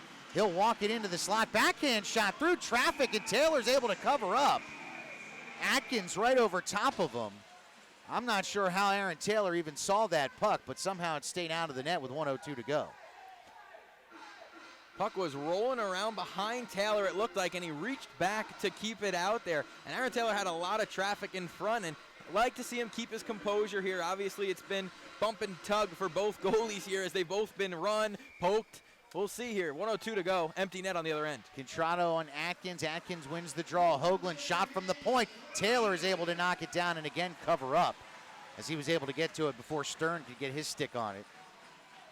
It's a big face-off win there for Danville in the offensive zone. You win a face-off and you automatically get a scoring chance. Now Atkins and Contrado drawing a bit. Evgeny Demons, now Contrado gives a little stick action to Atkins as he's going to come to the bench. Evgeny Demon will take the face-off. Atkins wins another one, but it's loose in the slot. Evgeny Demon's able to come away with it. Taylor cutting, ahead for Ryan Marker, walking in on the empty net, and he scores! Ryan Marker with number 17 on the season, just about ices a Thunder win. And Aaron Taylor comes out to the blue line to celebrate. The easiest of the season for Ryan Marker, and Aaron Taylor letting him have it on the other end. Obviously him and Gordichuk all game going at it a bit, but it's going to feel good for the Delaware Thunder here to get their second win at home now. 5-3 up 2 goals with just 50 seconds to play. So Ryan Marker with a 3-point night, now 17 goals on the season. He came into the night 2 behind John Butita, who at last check at intermission had not scored tonight for Mentor. So he very well may be sharing the league lead in goals scored. 40 seconds to go. Hoagland backpedals. He'll play it across. Barakov now across the red line. Gets it into the Delaware zone. Throws one on net. Aaron Taylor scoops that up. Masters gave a little shoulder to Barakov. We're down to 32 seconds to play. Aaron Taylor just covers up, and now 32 seconds left on the clock. These Thunder faithful don't leave, whether it's 5-3 Thunder or 5-3 the other way around. The great Chris says the last time Thunder won a home game, I still believed in Santa Claus. It was only a few weeks ago. How old are you there, Chris? Merry Christmas to you and yours. And what's wrong with believing in Santa? He comes to my house every year. Me too. Off the draw, Patrick Tondel with Zalak. False start. Now Zalak's going to get thrown out. Levi Armstrong. I almost feel like we should count fighting majors like goals tonight. Big shot from the point. Taylor with a save. It's loose in front. Taylor cutting, scoops it away, throws it all the way down. This is going to be icing as Danville's left the net empty. Taylor cutting was taking a shot at it, but missed it just wide. 21 seconds to go. And up 2 goals, you don't mind that a little bit. You go for the icing on the cake. Obviously, up 1 goal, that's not considered the greatest play because now they come back and they can put the puck in the net. But with the 2-goal lead, even if you give one up, you still only have less than 20 seconds after the goal. And give Danville credit. Despite giving up that empty net goal to Ryan Marker, they've continued to try to apply the pressure. Oh, yeah. They win another faceoff. Cutting is able to clear it back to center, but then got held up a bit. And now Hoagland skates back behind his own net. Cutting knocks him off the puck. Tondel throws it in front. Masters couldn't get to it. Ryan Stern with a backhand pass to Bokel. 5 seconds to play. 2 seconds. They throw it all the way in. And there's the final horn. And after dropping 6 straight and nearly 2 months since winning a game on home ice, the Delaware Thunder knock off the Danville Dashers by a final score of 5-3. That is a big win for this team. And like we said, it may only take 1 to get these guys going. They'll head to center ice to salute the home crowd that has stuck this one out till the end. Wow, what can you say about this game tonight? Short-handed for a lot of it, but find a way. It was a good game on both sides. Good goaltending. Sloppy at times, but a lot of physicality, a lot of animosity. And we're going to have to see if that carries over to tomorrow night. Don't forget, tomorrow night, Star Wars night here at Thunderdome. Get your tickets at DelawareThunder.com. See if the Thunder can make it 2 in a row. Ryan Marker with a 3-point night tonight, 2 goals and an assist. Aaron Taylor was phenomenal, didn't allow a goal until the 3rd period when the Dashers finally cashed in on a power play. Artem Barakov, Ryan Stern were able to tie it up. Tony Kalinin answered to put the Thunder back on top. Tyler Quinto scored on a shorthanded goal, and then scores by Daniel DeCristofaro, and Ryan Marker made the Thunder a winner tonight. Final thoughts, Mike? You know, we said it here. It was undisciplined from time to time. It wasn't perfect, but a win's a win. It's 5-3 against a good Danville team. They fall to now 9-8. They still could be that 2 seed. If the odds fall their way, they might drop down to number 3 because that West is close right now. Yes. In the East, Delaware's just got to pile up wins and find a way to crawl back up that ladder. Now, it'll be interesting to see about discipline. 2 ejections in the game tonight. Charlie Penz was given a match penalty for a check from behind. He was ejected from the game. And then Alex Palmerville was given a game misconduct for a third man in. I don't know that a third man in typically warrants a suspension. Match penalties definitely get looked at differently, so it'll be interesting to see how the league reacts to that. We'll know when you know tomorrow night, as they are announcing the 3 stars here tonight. Daniel DeCristofaro, who of course scored the game winner for the Thunder tonight. Aaron Taylor, who was phenomenal between the pipes tonight. And Anton Kalinin, who scored the game, actually put the Thunder ahead in that third period, is your number 1 star tonight. So we'll be back with you tomorrow night, same bat time, same bat channel, as the Danville Dashers will be back here at Thunderdome to take on the Delaware Thunder. On behalf of Mike Basile, our whole production crew, everyone at the Delaware Thunder, I'm Gary Schofield. Thanks for watching tonight. We'll see you tomorrow night at 7 o'clock.